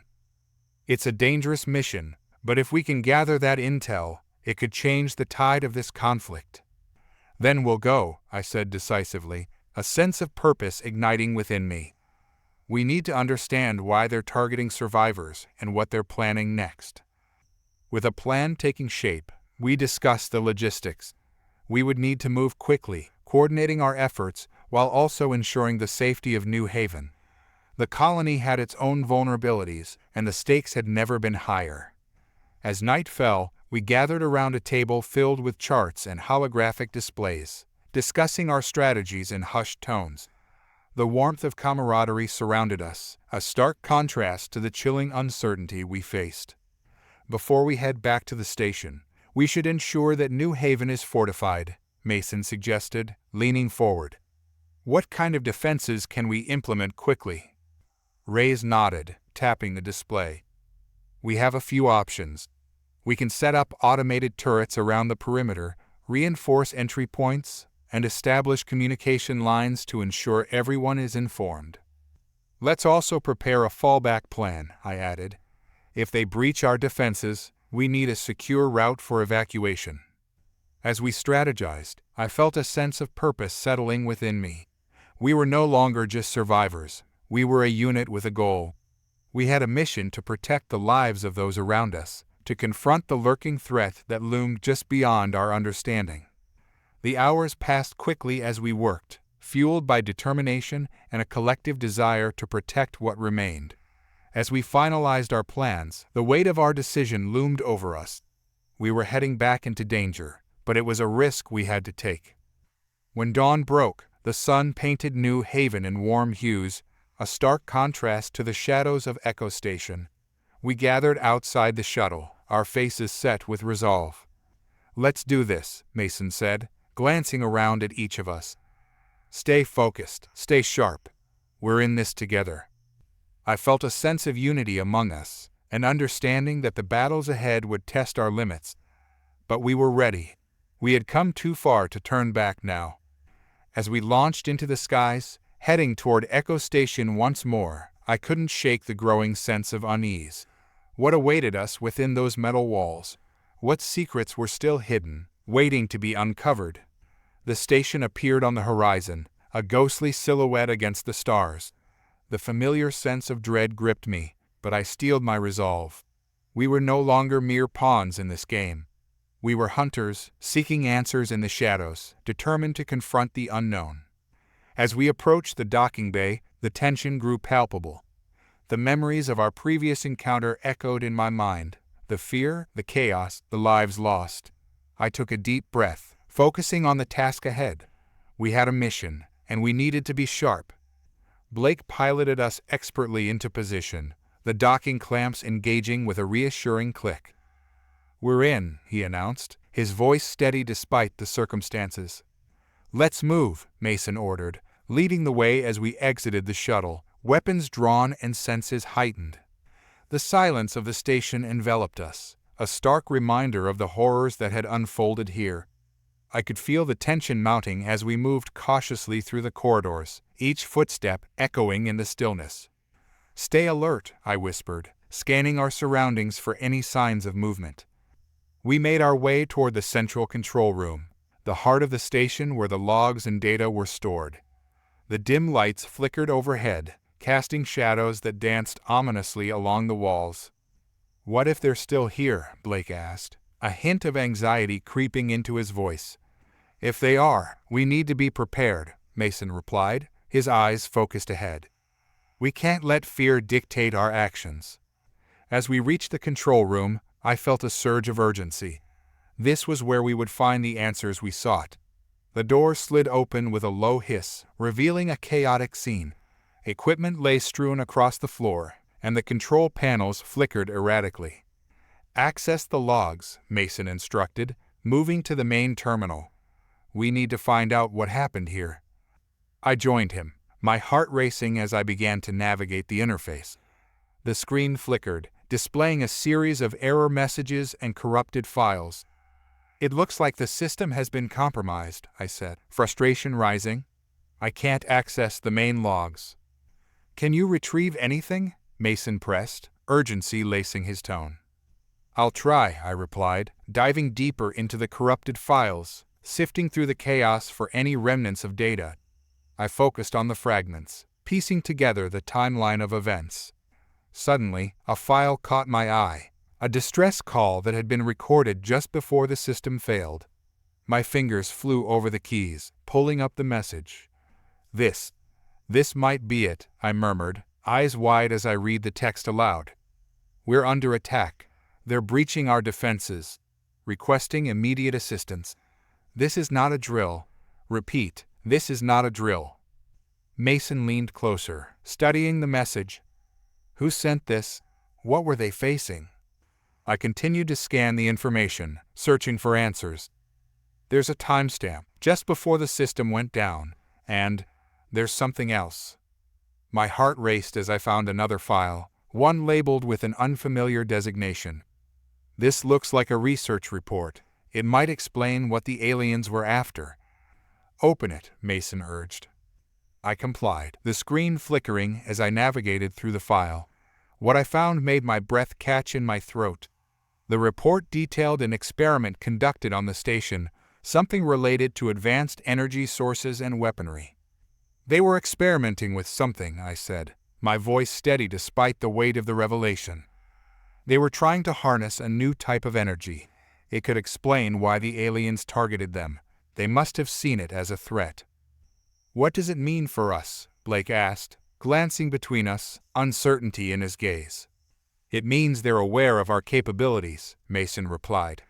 "And if we're not careful, they might come after us next." The implications settled heavily on us. The fight was not just for survival, it was about understanding the enemy's motives, their strategies, and how to counteract them. "We need to secure this information," I said, urgency rising again. "If we can expose this to the others, we might be able to rally support against them." As I prepared to download the files, a sudden alarm blared through the station, the lights flashing red. "Damn it," Mason growled, his eyes narrowing. "They found us." "Get ready," I shouted, my heart racing as I powered down the terminal. "We need to move, now." We hurried out of the control room, adrenaline pumping through our veins. The corridors felt alive with danger, and every shadow seemed to hold a threat. "Where do we go?" Blake shouted over the blaring alarms. "We head back to the shuttle," Mason yelled, his voice cutting through the chaos. "We'll regroup and figure out our next steps." We raced through the station, each turn fraught with uncertainty. The sound of alien footsteps echoed in the distance, and I felt the tension mount as we navigated the darkened corridors. "Keep moving," I urged, my breath coming in sharp gasps as we pushed forward.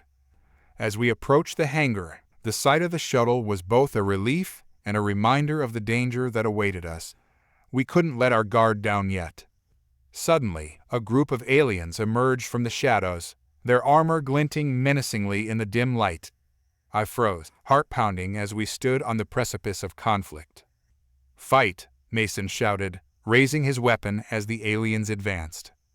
I felt a surge of determination as I joined the fray, adrenaline coursing through my veins. We fought with everything we had, each shot fired a testament to our will to survive. The chaos of battle surrounded us, but I kept my focus, determined to protect my team. As the last alien fell, we breathed a sigh of relief, but we knew this was only the beginning. The station was a graveyard of secrets, and we had barely scratched the surface. "Let's get out of here," I urged, leading the way to the shuttle. Blake jumped into the pilot's seat, quickly initiating the launch sequence. "We're clear," he shouted, the engines roaring to life. As we ascended, I glanced back at Echo Station, a haunting silhouette against the backdrop of stars.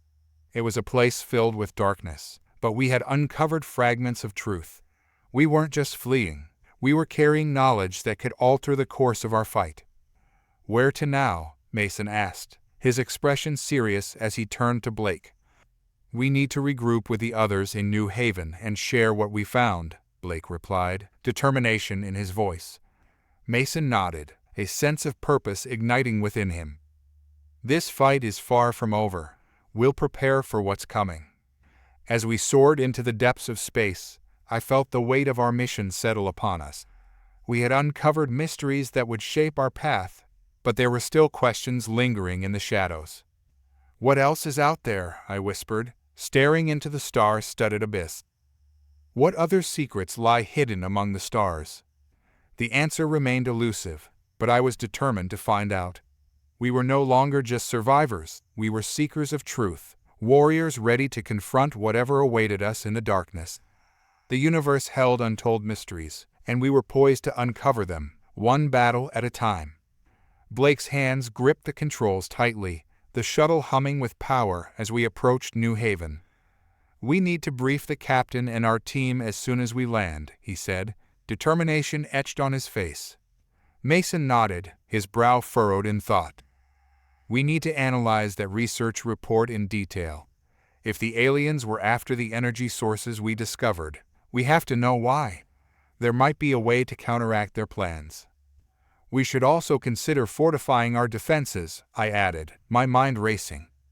"If they're hunting survivors, they'll likely come for New Haven next. We need to prepare the colony."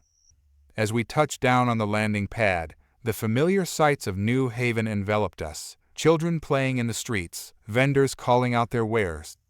Yet the innocence of the scene felt fragile, like glass poised on the edge of a precipice.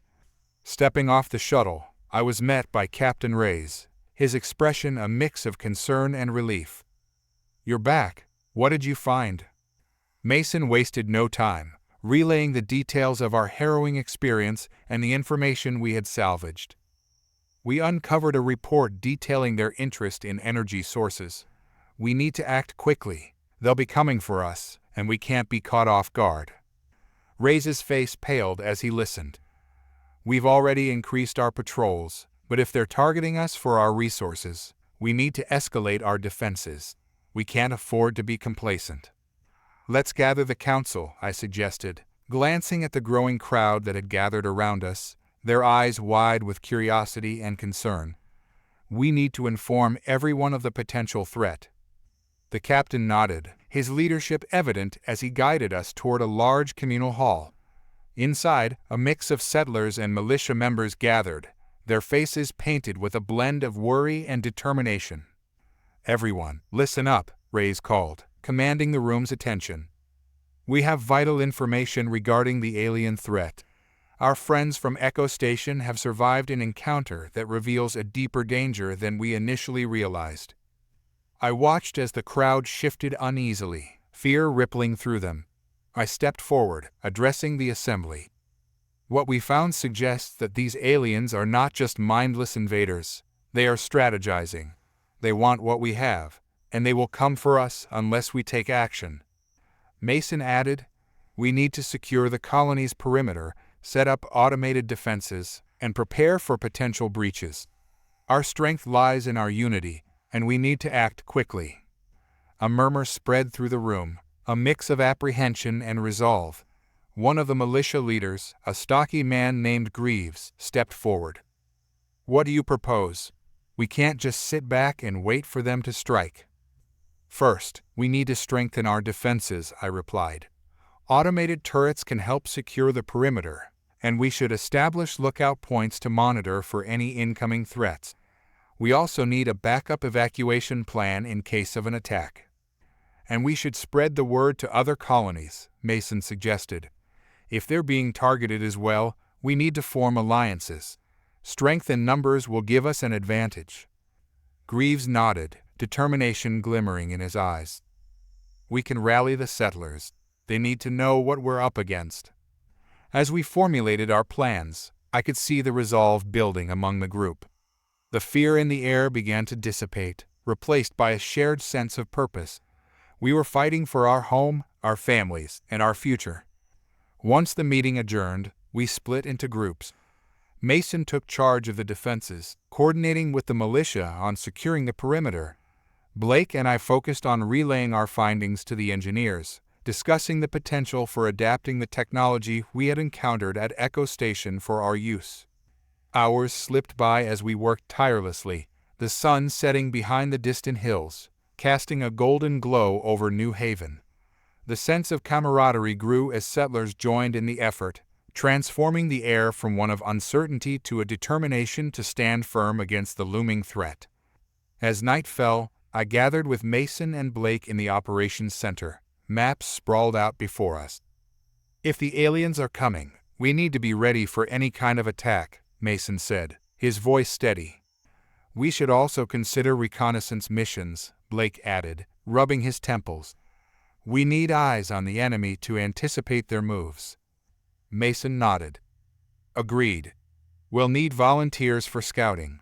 If we can get a closer look at their movements, we can better strategize our defenses." "Let's send teams out at first light," I suggested. "The more information we gather, the better prepared we will be. But we must remain cautious. We don't know how advanced their surveillance is." As the night deepened, we solidified our plans, the flickering lights casting shadows on the walls, reminding us of the dangers lurking in the dark. We were still on the brink of an uncertain future, yet the fire of resistance burned bright within us. In the early hours of dawn, the first light broke, illuminating New Haven with a sense of urgency. Volunteers gathered, determination etched into their expressions. We provided them with basic equipment, arming them with the knowledge we had gained and the strategies we had formed. "Remember," Mason said, addressing the scouts before they set out. "Stay low, stay quiet, and report back as soon as you can. We can't afford to lose anyone." The scouts nodded, their faces resolute as they moved out into the vast unknown. My heart raced as I watched them disappear into the trees, a mix of pride and anxiety swirling within me. They were taking a step into danger, but they were also taking the initiative to defend our home. Meanwhile, Mason, Blake, and I focused on reinforcing the settlement's defenses. The engineers worked alongside us, setting up automated turrets and reinforcing entry points. The sound of machinery filled the air as we transformed New Haven into a fortified stronghold. Hours later, as the sun began to set again, the atmosphere shifted. A tension hung in the air, a palpable sense of expectation. The scouts had not yet returned, and the uncertainty gnawed at me. I glanced at Mason and Blake, who were both scanning the horizon for any sign of movement. "They should be back by now," Blake murmured, his brow furrowed in concern. "Something might have delayed them," Mason replied, though his voice lacked conviction. As the last rays of sunlight faded, a figure emerged from the tree line, a scout, moving cautiously but purposefully toward us.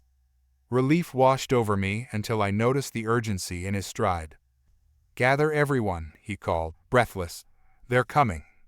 The words sent a shockwave through the crowd, and I felt a jolt of adrenaline surge through my veins.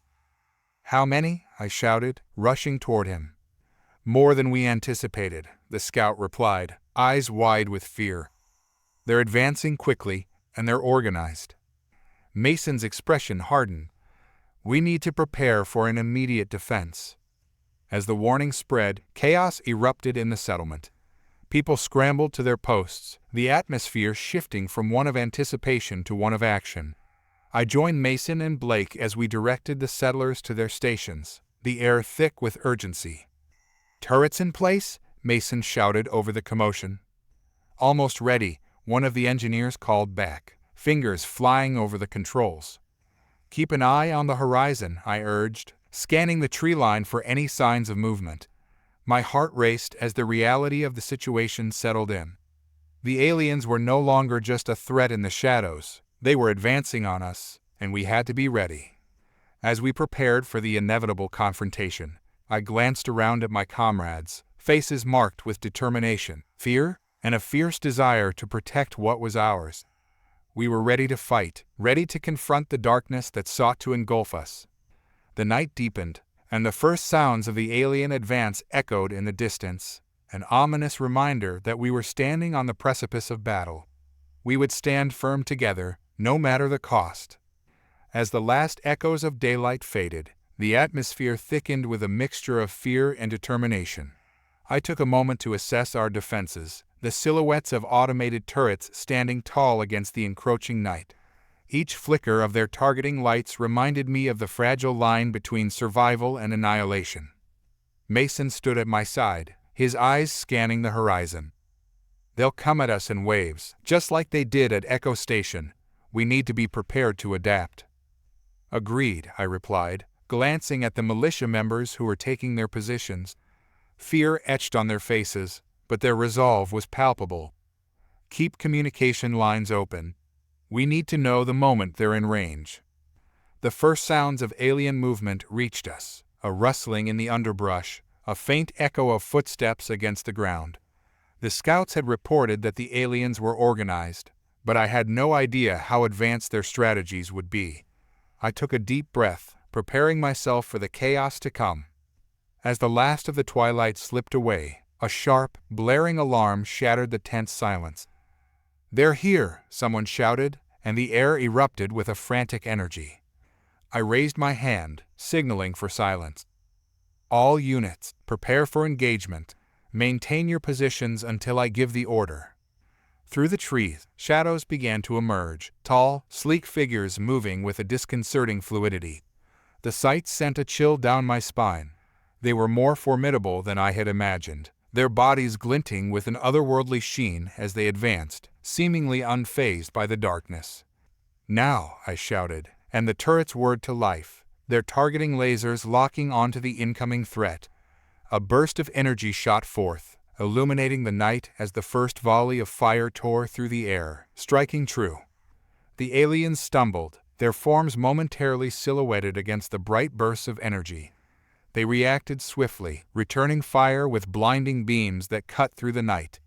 A fellow militia member shouted, clutching his arm as he fell back, and my heart raced at the sight of blood spilling onto the ground.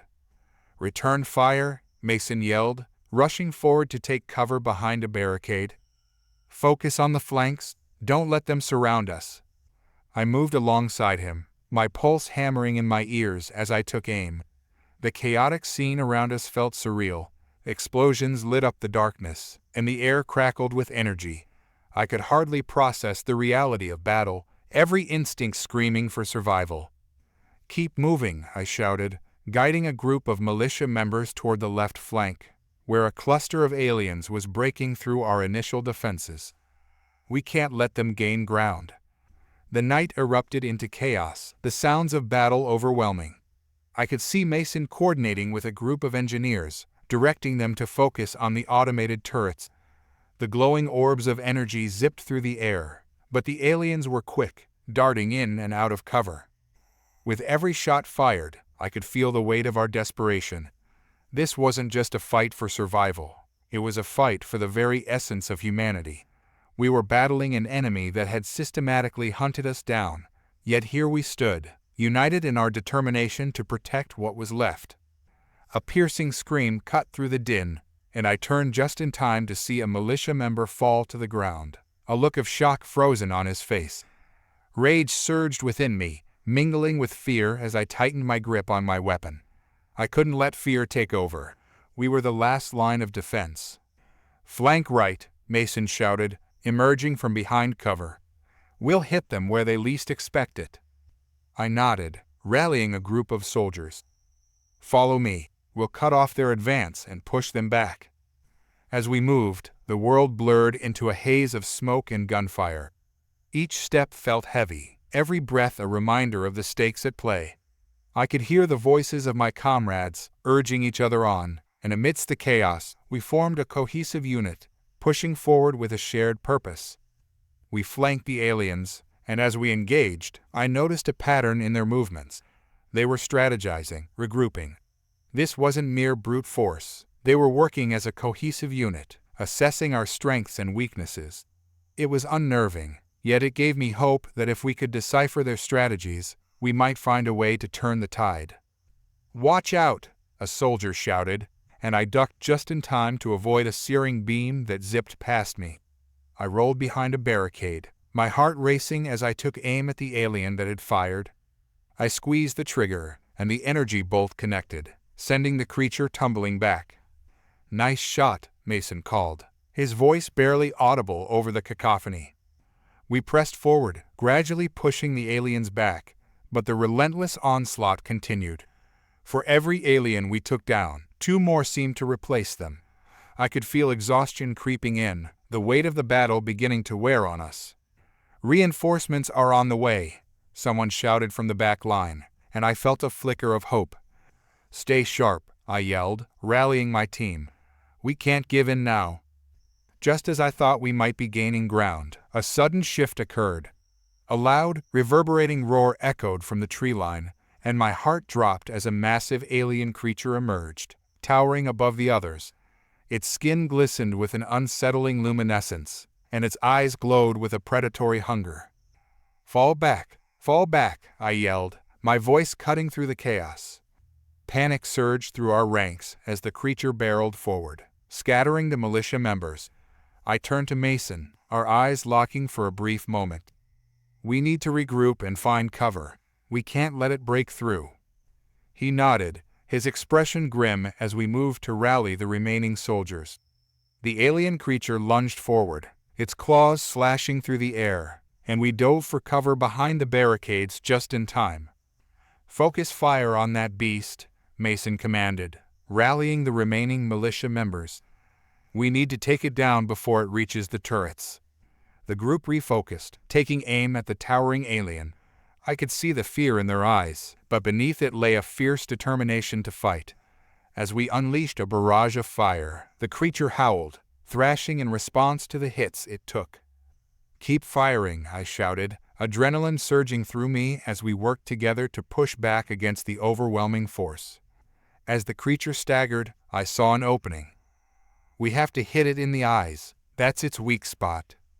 Mason relayed the command, and we aimed together, focusing our fire on the alien's eyes. One by one, our shots connected, and the creature shrieked in agony, thrashing violently before collapsing to the ground. But even as we celebrated this small victory, I felt a wave of dread wash over me. The battle wasn't over, and the night was far from secure. As the dust settled around us, I glanced up, scanning the horizon for any sign of the remaining forces. "We need to regroup," I said, my voice steady despite the chaos. "Find the others and assess our losses." Mason nodded, glancing around at the remnants of our defensive line. "We need to hold this position until we know what we're up against next." As we moved through the shadows, I took stock of our numbers. Several militia members were injured, but we still had a core group intact. It wasn't ideal, but it was something to build on. Just then, a new sound pierced the air, a low rumbling followed by a sharp crack, and I turned to see a massive explosion erupt in the distance. The light illuminated the night sky, revealing more alien ships descending from above, their dark forms blotting out the stars. "Reinforcements," I muttered, dread pooling in my stomach. "We need to fall back to the command center," Mason yelled, urgency lacing his words. "We can't hold the perimeter against that many." As we began to retreat, the alien forces surged forward, their movements synchronized in a terrifying display of strategy and ferocity. The night erupted into chaos once more as we made our way toward the command center, dodging blast and seeking cover. "Keep moving. We can't stop now," I urged, my heart pounding in my chest. We burst through the doors of the command center, breathless and battered. "Status report," Mason shouted, scanning the room for any signs of damage or casualties. The engineers and militia members quickly filled him in, their voices overlapping in a frantic chorus. "We've sustained heavy losses at the perimeter," one engineer reported. "We're working on rerouting power to the defenses, but we need more time." "Time isn't a luxury we have," I said, my mind racing. "We need to come up with a plan. If they breach the command center, it's all over." Mason nodded, his brow furrowed in thought. We need to cut off their reinforcements. If we can disrupt their command, we might gain the upper hand. Can we launch a counterattack? I asked, glancing around the room. We might be able to turn their numbers against them. It's risky, Mason said, his eyes narrowing. But it might be our only option. As the urgency of our situation pressed down on us, I felt a flicker of hope. We had faced overwhelming odds before, and we could do it again. The odds had never been in our favor, yet here we stood, still fighting against the abyss that sought to consume us. All right, here's the plan, I began, my voice cutting through the murmur of the room. We'll split our remaining forces into two groups. One will create a distraction at the eastern perimeter, drawing their attention. Meanwhile, the second group will flank their command post and take out their leadership. If we can disrupt their coordination, we might stand a chance. Mason nodded, his expression serious. I'll lead the distraction team. We'll draw them away and create chaos. I'll take the flanking group, I said. We need to move quickly and silently. If we can catch them off guard, we might be able to take out their command structure before they even realize what's happening. The team around us exchanged determined glances, the fear in their eyes gradually replaced by resolve. They knew the risks, but they also understood the stakes. This was more than just a battle, it was a fight for our very existence. Let's gear up, Mason commanded. We move in 5 minutes. Everyone knows their roles. A chorus of affirmations echoed back. I felt the weight of responsibility on my shoulders, but also the unyielding strength that came from standing shoulder to shoulder with people who shared the same determination. Each of us had lost too much to give in now. As we prepared for the mission, I took a moment to gather my thoughts. The gravity of our situation pressed down on me, but I couldn't afford to let fear consume me. I had to focus on the task at hand. I moved to a nearby terminal and pulled up schematics of the alien command post. There had to be weaknesses we could exploit. Mason, I called, motioning him over. Look here. I pointed at the layout. This section is less fortified. If we breach from the northwest, we can take them by surprise. Good catch, he replied, studying the screen. That'll give us an advantage. Just need to be quick and silent. The clock was ticking, and I could feel the tension in the air. We had minutes left before we set out into the fray once more.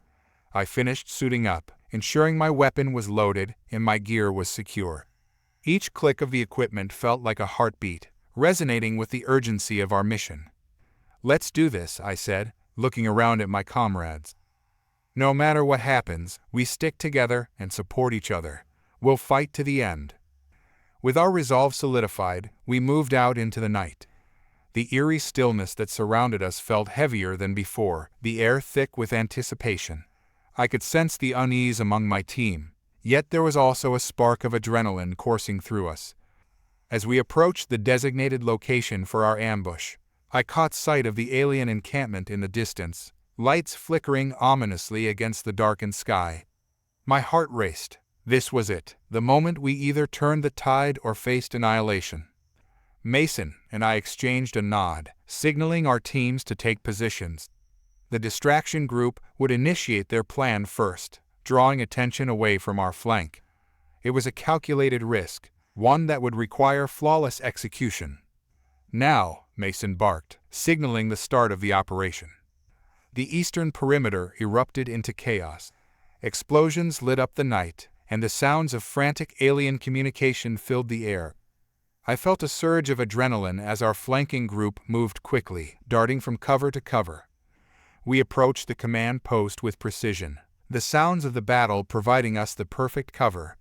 My senses were heightened. Every crack of a branch, every rustle in the underbrush felt amplified. We needed to stay sharp. As we reached the perimeter of the command post, I peered around the corner. The sight before me was overwhelming. Alien soldiers were scrambling to respond to the chaos at the eastern front, leaving their command area vulnerable. Now's our chance, I whispered, motioning for the group to move in. We stormed into the command post, and I quickly took stock of our surroundings. Alien technology filled the space, screens flashing with data, control panels humming with activity. It was a heart of their operation, and we were intruders ready to cut it out. "Focus on taking out any leadership figures," I instructed, keeping my voice low. "We need to disrupt their command structure." My team moved swiftly, splitting up to cover more ground. I moved toward a central command terminal, adrenaline pumping through my veins as I prepared for a confrontation. It was only a matter of time before they realized what was happening. Suddenly, an alien officer appeared, his features twisted in surprise as he spotted me. "Intruders!" he shouted, reaching for a weapon. I reacted instinctively, firing a shot that struck him squarely in the chest. He crumpled to the ground, and a sense of urgency filled the air as alarms began to blare throughout the command post. "Move!" I shouted, and my team surged forward, engaging the nearest aliens in a brutal exchange of gunfire. As we fought, I could see the chaos spreading, the aliens scrambling to regroup. Their leadership was in disarray, and we needed to capitalize on this moment. I pushed further into the command area, my mind racing with tactics. "Take out the control panels," I yelled to a nearby soldier. "We need to sever their communications." The soldier nodded, hurrying to a panel. He unleashed a torrent of fire, and sparks flew as the panel erupted in flames. The room filled with smoke, and I could feel the tide of battle shifting in our favor. "Keep pushing," I called out, moving deeper into the heart of their operations. As I navigated through the chaos, I caught sight of a group of alien commanders gathered around a central table, frantically trying to coordinate their response. This was our chance. "Cover me," I shouted, and my team rallied behind me as I moved forward, firing at the commanders. The aliens retaliated, but our surprise attack had thrown them off balance. I could see the fear in their eyes as we closed in, and for a moment it felt like we held the upper hand. But just as we began to gain momentum, the ground shook violently beneath us. The sound of distant explosions echoed through the facility, and my heart sank as I realized the distraction team was in full retreat. "We need to get out," Mason yelled, rushing to my side. "They're going to retaliate hard."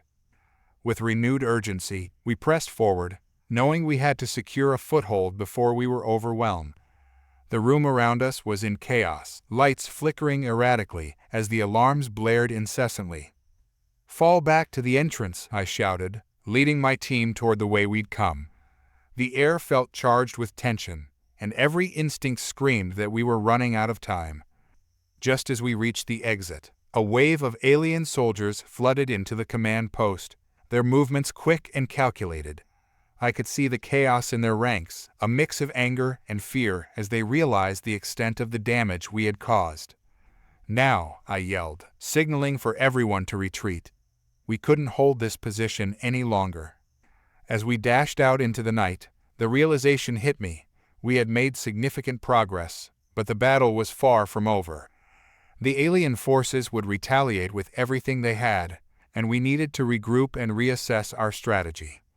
We stumbled back into the cover of the trees, breathless and battered, the echoes of battle still ringing in our ears. The night was alive with the sounds of conflict, a harsh reminder of the price we had paid. "Status report," I called, scanning the faces of my team. "We lost several men during the retreat," Mason said, his voice grim. "But we took down a good number of their leadership. That should disrupt their response." I nodded, taking a moment to absorb the weight of our losses.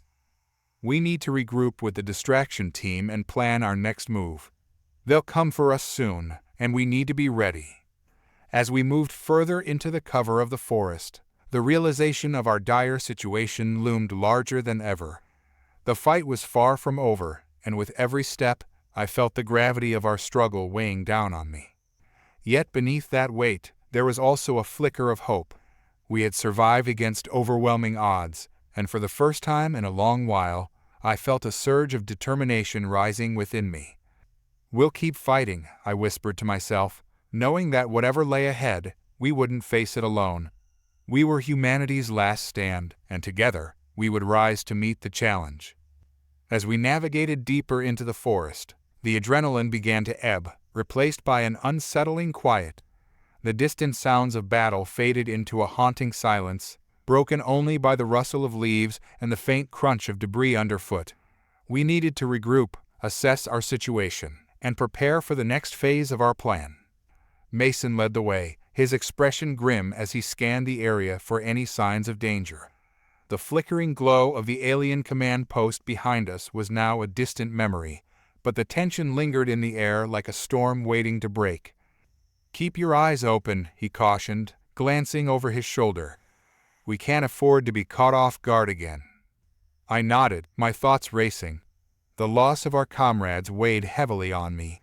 Each step felt like a reminder of what we were fighting for, the survival of our kind, the remnants of humanity scattered among the stars. As we reached a clearing, I motioned for everyone to halt. "Let's catch our breath and regroup. We need to figure out our next move." While the team settled, I took a moment to assess our surroundings. The forest was dense, shadows casting eerie shapes that played tricks on my mind. I could sense the unease in my comrades. The brief victory at the command post hadn't come without a cost, and we all felt it. Mason approached, his brow furrowed. "We need to decide whether to launch another attack or to lay low for a bit. We can't keep risking our lives without a solid plan." "Laying low might give us a chance to gather intel," I suggested. "But we also need to keep the pressure on them. If we disappear now, they might regroup and retaliate with more force." "Agreed," he replied, crossing his arms. "But if we go in again without knowing their strengths and weaknesses, we'll be walking into a death trap." Before I could respond, a faint sound caught my attention, a rustling in the underbrush, barely audible. My instincts kicked in, and I motioned for silence. The team froze, eyes wide with anticipation. "What is it?" Mason whispered, straining to hear. "SHH," I hissed, focusing on the noise. It was too rhythmic to be wildlife, too deliberate. My heart raced as I scanned the darkness, the hairs on the back of my neck standing on end. Suddenly, a figure emerged from the shadows, an alien soldier, injured and clearly disoriented. Its armor was scorched, and it moved with a limp, clutching a weapon that hung loosely at its side. The sight sent a jolt of surprise through me. "Is it one of them?" a soldier murmured, his voice laced with uncertainty. "Hold your fire," I commanded, raising a hand. "Let's see what it does." The alien stumbled into the clearing, its eyes darting around as if searching for something, or someone. It seemed oblivious to our presence, its breaths ragged and panicked. It was a creature caught in a web of fear, much like us. "Stand down," I ordered the team, my curiosity piqued. "Let's see what it has to say." To my surprise, the alien dropped its weapon, collapsing to its knees. "Please," it gasped, its voice barely a whisper. "Help me." A murmur rippled through our group. The sight of an alien begging for assistance was disorienting. We had always been taught to see them as the enemy, not as beings capable of fear and desperation. "Why should we help you?" Mason challenged, stepping forward. "You're one of them. You've been hunting us down." The alien looked up, its eyes wide with pleading. "No, not anymore. I don't belong to them. They've turned on me." It clutched its side, where blood stained its armor. "I want to fight against them." I exchanged a glance with Mason, weighing the implications of this unexpected twist. An enemy seeking asylum was a risky proposition, yet the desperation in the alien's eyes tugged at something deeper within me. "Why should we trust you?" I pressed, skepticism coloring my tone. "How do we know this isn't a trap?" "Because I know their weaknesses," the alien replied, voice trembling. "I was part of their command structure. I can help you defeat them.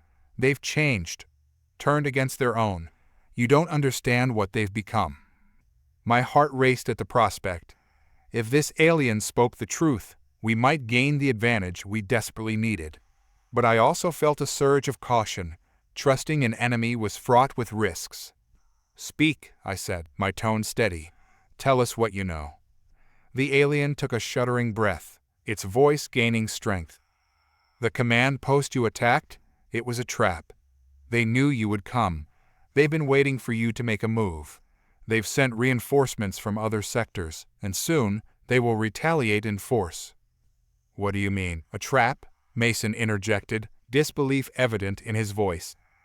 "How could they have anticipated us?" "They've been watching you, studying your movements," the alien explained, eyes darting between us. "They have spies among your ranks, reporting back to the command.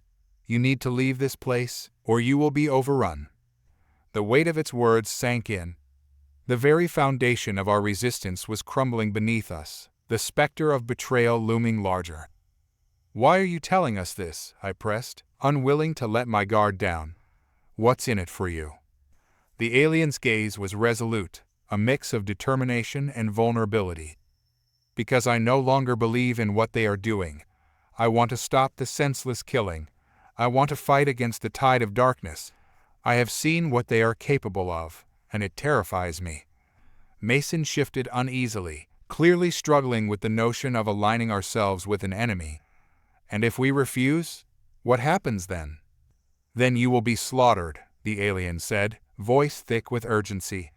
"And I will have to watch as the horrors I once served consume everything I hold dear." A heavy silence fell over the clearing, each member of our team grappling with the implications of this revelation. The lines that had separated us from the aliens were beginning to blur, and uncertainty gnawed at me. "Can you lead us to safety?" I asked, my voice steady despite the turmoil inside me.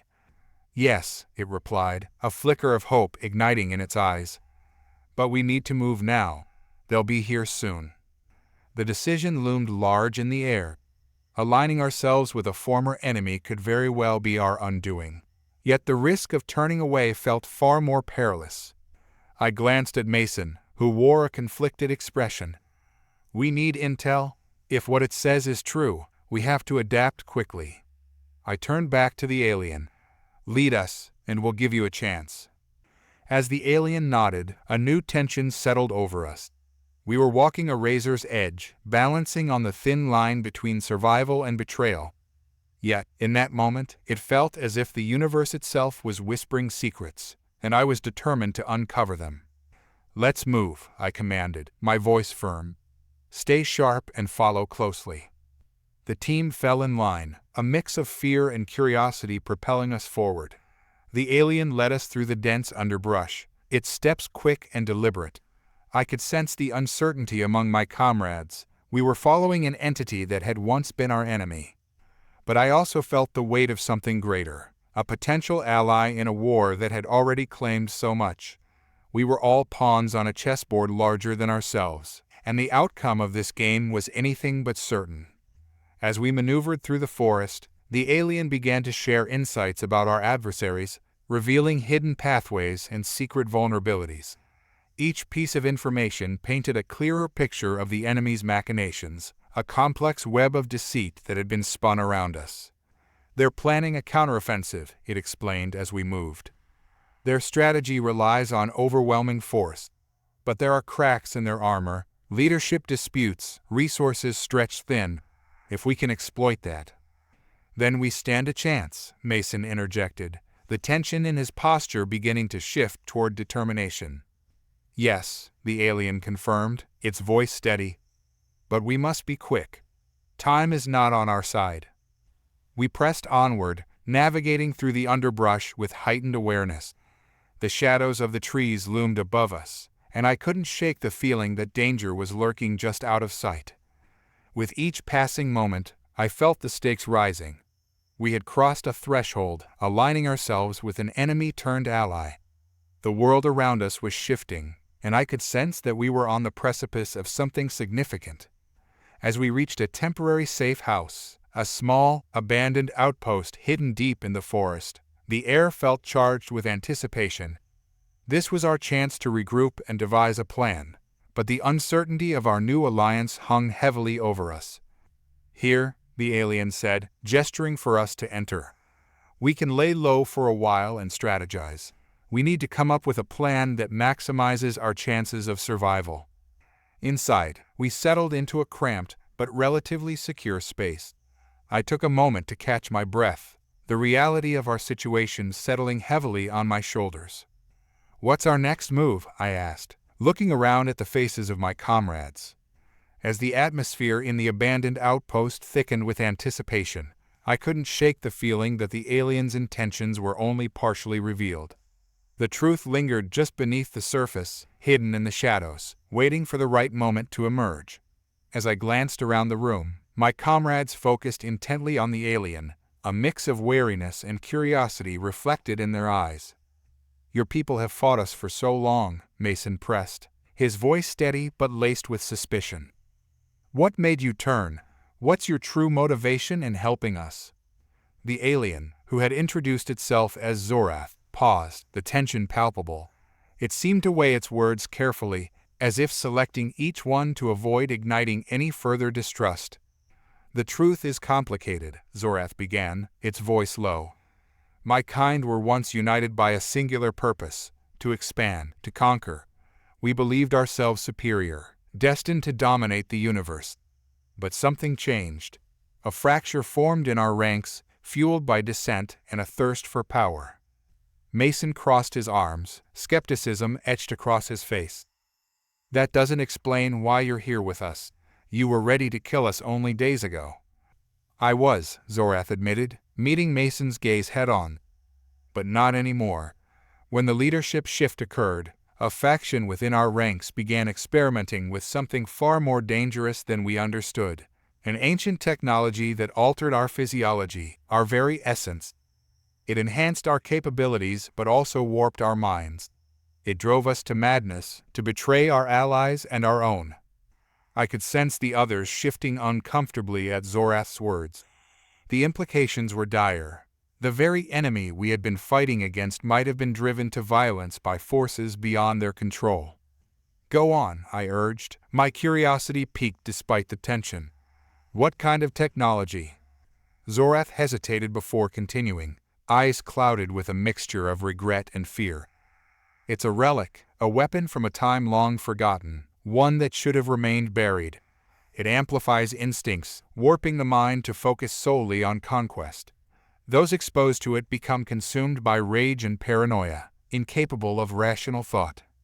"So you're saying some of your kind are essentially puppets, driven by something they can't control?" Mason asked, the lines of disbelief deepening on his face. "Yes," Zorath replied, its tone urgent. "And it's not just the lower ranks. Leaders have been affected, twisted by their ambitions into something unrecognizable. I witnessed my own commander succumb to its influence, turning against those who once called him ally." The revelation struck a chord deep within me. I had always viewed the aliens as ruthless and merciless, but now I began to see them as victims of their own creation, caught in a cycle of violence that they could no longer escape. "You're claiming that the very leaders who sent their forces after us are not in full control of their actions?" I pressed, seeking clarity in this convoluted narrative. Zorath nodded, its expression solemn. "Exactly. The technology has created a rift among us, dividing our people. Some wish to return to our former ways of understanding, to forge alliances rather than destroy. Others want to exploit the power for their own gain, and those caught in between are lost." "What about you?" I asked, peering into Zorath's eyes. "Why are you different? What made you seek us out instead of staying with your own?" "I had my awakening," Zorath replied, a hint of pain breaking through its stoic facade. "I lost friends, comrades, to the madness. When I saw what the technology was doing, I realized the path we were on would lead to our destruction, and perhaps the destruction of others as well. I cannot allow that to happen." "Then help us destroy this technology," Mason urged, the steel in his voice returning. "If we can end this madness, we can stop the war." Zorath's eyes hardened. "It's not that simple. The technology is hidden, protected by those who wield its power. We cannot confront them directly. It would be a suicide mission." "But we have to try," I interjected, feeling the fire of determination rising within me. "If we can expose the truth, perhaps we can rally others to our cause. We're not just fighting for survival anymore, we're fighting to save lives on both sides." Zorath regarded me with a mix of admiration and apprehension. You speak of hope in a world steeped in darkness, but hope alone will not be enough. We must be cunning, strategic. If we make our move too soon, we'll be crushed underfoot. The complexities of our situation began to weave a deeper narrative. The aliens, once mere faceless enemies, were revealed to be victims of their own technology, a creation spiraling out of control. My thoughts churned with possibilities, each one more daunting than the last.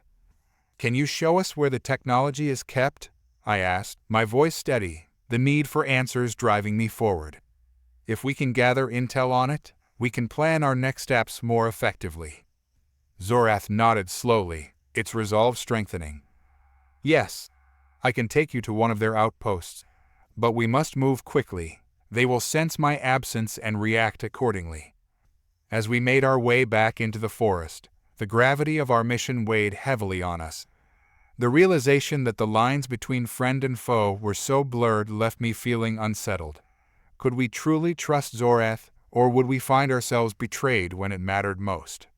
The journey through the dense underbrush was tense, the silence punctuated by the occasional rustle of leaves or snap of a branch. I could sense the wariness in my comrades. They were grappling with their beliefs about our newfound ally. Zorath led us through the labyrinthine paths, its form agile and fluid as it maneuvered through the foliage. I kept my eyes peeled for any signs of danger, acutely aware of the vulnerability we faced by placing our trust in an enemy.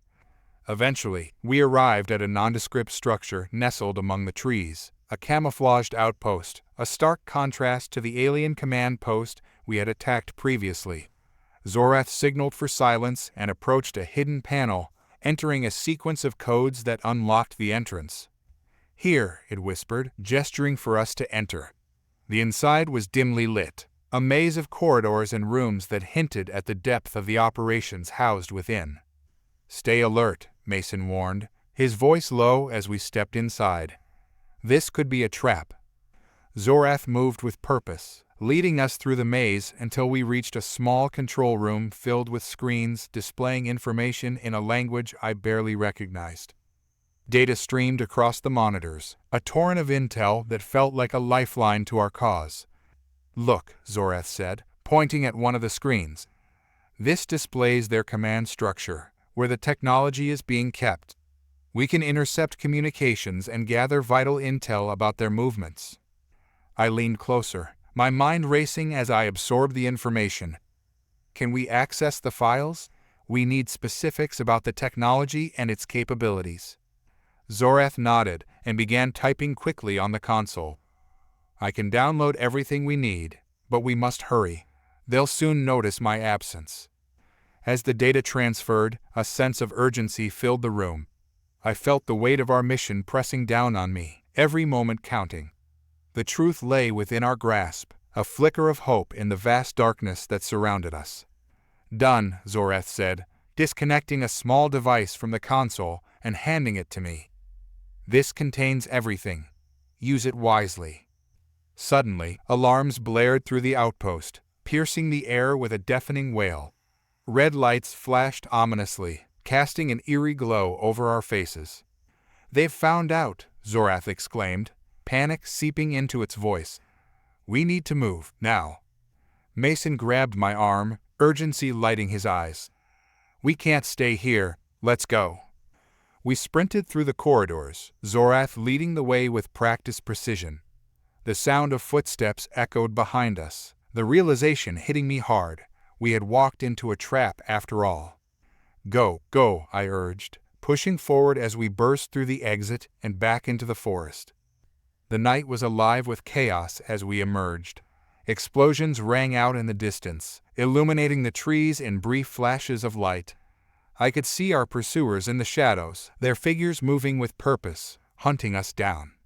"Split up," Mason shouted, his voice barely cutting through the noise. "We'll confuse them and meet back at the rendezvous point." I hesitated for a moment, the gravity of the situation weighing heavily on my heart.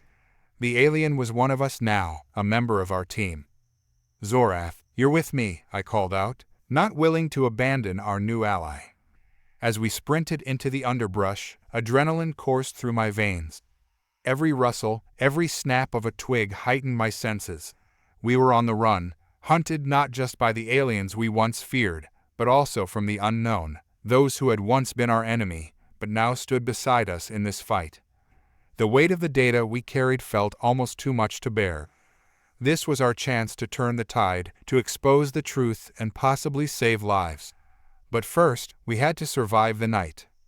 As the night stretched on and the chaos of our escape began to settle, an unsettling quiet overtook the forest. Zorath and I crouched low behind a large tree, catching our breath and listening for any signs of pursuit.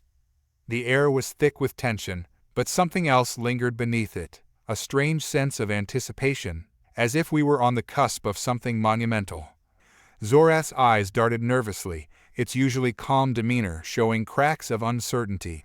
I had seen the alien fight with precision and determination, but now it seemed distracted, as though something beyond the immediate danger of our pursuers weighed on its mind. "We're not safe yet," Zorath whispered, its voice barely audible in the darkness. "But there's something I must tell you before we continue." I turned toward it, my instincts immediately on edge. "What is it? If there's more danger, we need to know." Zorath hesitated, its gaze shifting toward the horizon, as though searching for something. "The technology I told you about, the ancient weapon that warped my people's minds, it wasn't discovered by accident. It was released." Released? The word hung in the air, heavy with implications I hadn't yet grasped. My mind raced, trying to process what this meant. "Are you saying someone deliberately unleashed this thing on your people?" "Yes," Zorath replied, its voice tight with tension. "It was meant to be a tool of control, a way to consolidate power among our leaders. But it wasn't designed by us, it was made by something far older, far more dangerous. And now, it's spreading." The cold realization hit me like a wave. "Wait, what do you mean it's spreading? Has it infected others outside of your people?" Zorath nodded gravely. "It's already started. The weapon wasn't just meant for us. It was designed to target any advanced species, to use their strengths against them.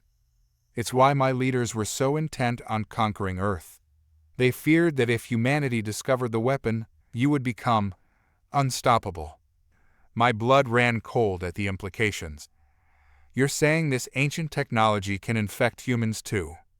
Zorath's expression darkened. "It already has." For a moment, the world seemed to tilt beneath me. Everything I thought I knew about this war, about the motivations of our enemies, was unraveling. Humanity wasn't just fighting for survival against a superior alien race. We were fighting to prevent our own corruption, our own downfall.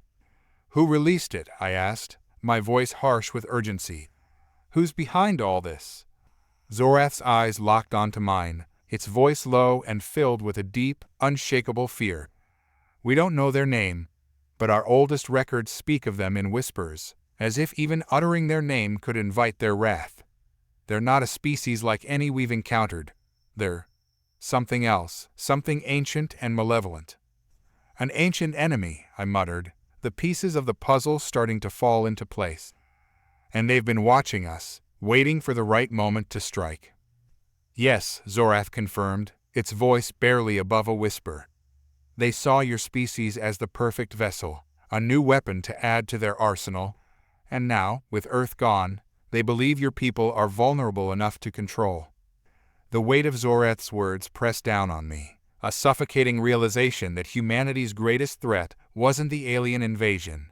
It was the unseen force pulling the strings from the shadows, manipulating events for its own dark purposes. "But if they're so powerful," I began, "why haven't they wiped us out already? Why this slow, insidious approach?" Zorath looked away, its face tightening with some emotion I couldn't fully read. "Because they don't want to destroy you. They want to use you. They've done it before, to countless other species. Each time, they learn, they adapt, and they grow stronger. But you're kind. There's something different about humans. Something they can't quite control yet." "What is it?" I demanded, my frustration growing. "What makes us different?" Zorath met my gaze again, its voice dropping to a near whisper. Your potential. The very thing they fear is the same thing that draws them to you. You have the capacity for unparalleled destruction, but also for creation, for growth, for adaptation. They see in you something they've never encountered before, a species that can evolve beyond its own limits, and that terrifies them. The full scope of the threat began to crystallize in my mind. We weren't just fighting to survive. We were fighting for the very essence of what it meant to be human. If this ancient enemy succeeded in corrupting us, we wouldn't just lose the war. We would lose everything that made us who we are. We can't let this happen, I said, the determination in my voice hardening. We have to stop them. We have to destroy this weapon, whatever it takes. Zorath nodded, but there was a heaviness to its movements, a weariness that suggested the road ahead would not be easy. There is a way, it said slowly, but it won't be enough to simply destroy the weapon. We have to find its source. We have to cut off the power behind it. Where is it? I asked, my heart pounding. Where's the source? Zorath hesitated for a moment, as if weighing whether to reveal the full truth. Then it spoke, its voice soft but firm. It lies in the heart of their empire, a place no one has ever returned from. A chill ran through me. You're saying we have to infiltrate their territory? Yes, Zorath said, its eyes filled with a grim determination. And we have to do it soon. The longer we wait, the more of your people will fall under their influence. Already, there are signs of corruption spreading among your ranks. I clenched my fists, the enormity of the task ahead sinking in. But there was no turning back now. The secret was out, and there was no hiding from it. We had to confront this ancient enemy, or everything we had fought for would be lost. We'll need help, I said, my mind racing with the logistics of what lay ahead. We can't do this alone. Zorath nodded. There are others who have resisted, others who know the truth. But finding them will be difficult. And even if we succeed, convincing them to join our cause will be even harder. Then we'd better get started, I said, the weight of the mission settling on my shoulders. We're running out of time. As we began our journey deeper into the unknown, the forest around us seemed to close in, the shadows growing longer and more oppressive. But even in the midst of the darkness, there was a flicker of hope, a small, fragile flame that burned with the knowledge that we were not alone in this fight.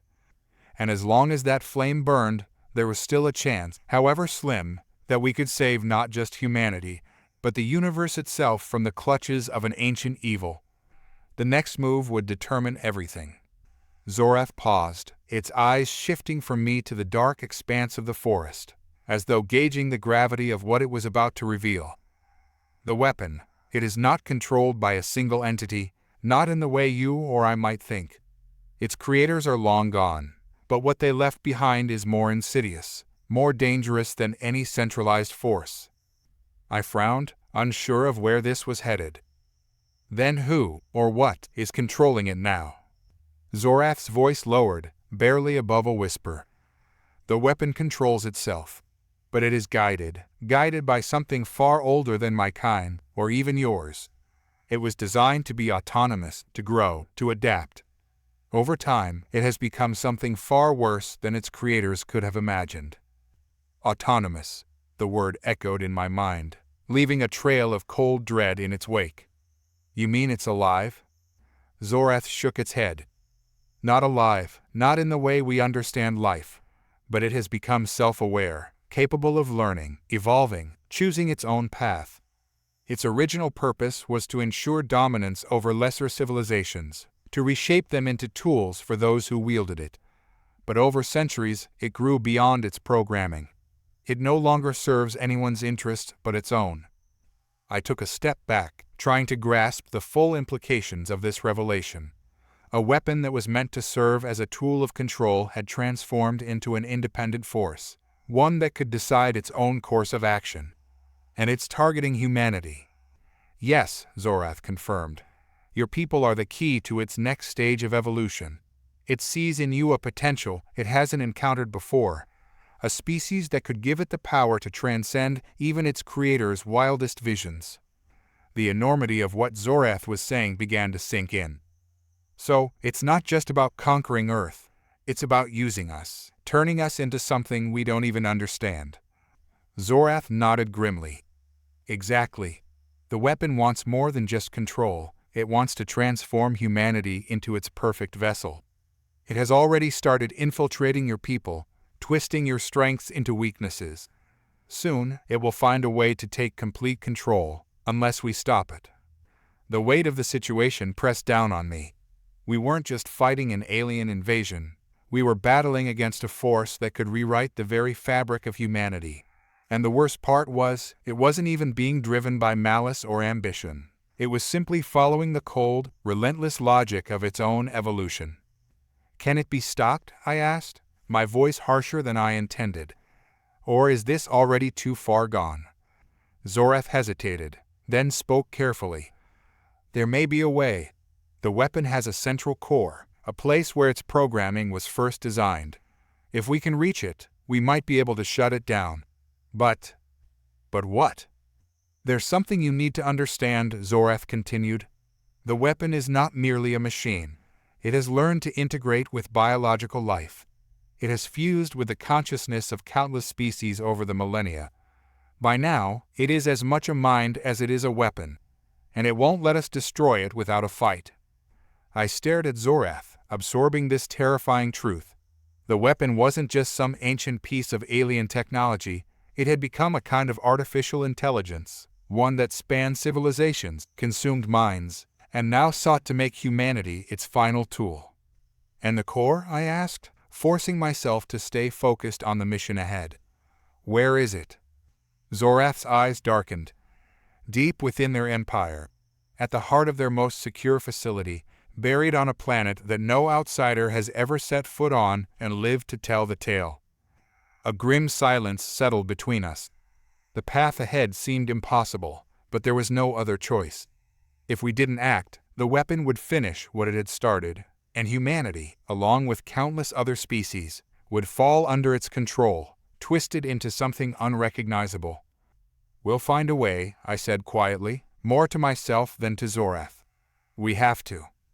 Zorath nodded, though I could sense the doubt in its eyes. There's something else, it said after a moment, its voice tinged with hesitation. The weapon, it's been aware of our resistance for some time. It has been preparing for this confrontation. I felt a chill run down my spine.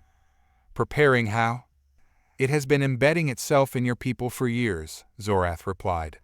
Planting seeds, creating sleeper agents.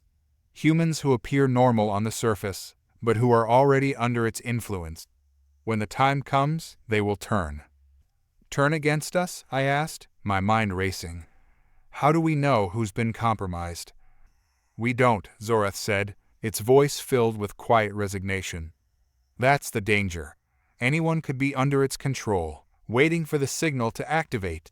It could be soldiers, leaders, even those closest to you. The full horror of what Zorath was saying settled over me like a suffocating weight. The enemy wasn't just out there, lurking in the shadows. It was among us, hidden in plain sight, waiting for the right moment to strike. And when will that moment be? I asked, though I already knew the answer. Zorath's gaze met mine, its expression grim. Soon, very soon. The enemy wasn't just an external threat. It was already inside us, a ticking time bomb waiting to detonate. We were fighting a war on two fronts, against an ancient, sentient weapon and against our own people, who might already be lost to its influence. As the realization sank in, I felt a surge of anger and resolve. We were up against impossible odds, but we had no choice but to fight. The weapon might have infiltrated our ranks, but it hadn't broken us yet, and as long as there was still a chance, no matter how slim, I wasn't going to stop. We'll figure it out, I said, my voice firm. We'll find the core, and we'll shut it down before it can finish what it started. Zorath nodded, though I could see the doubt in its eyes.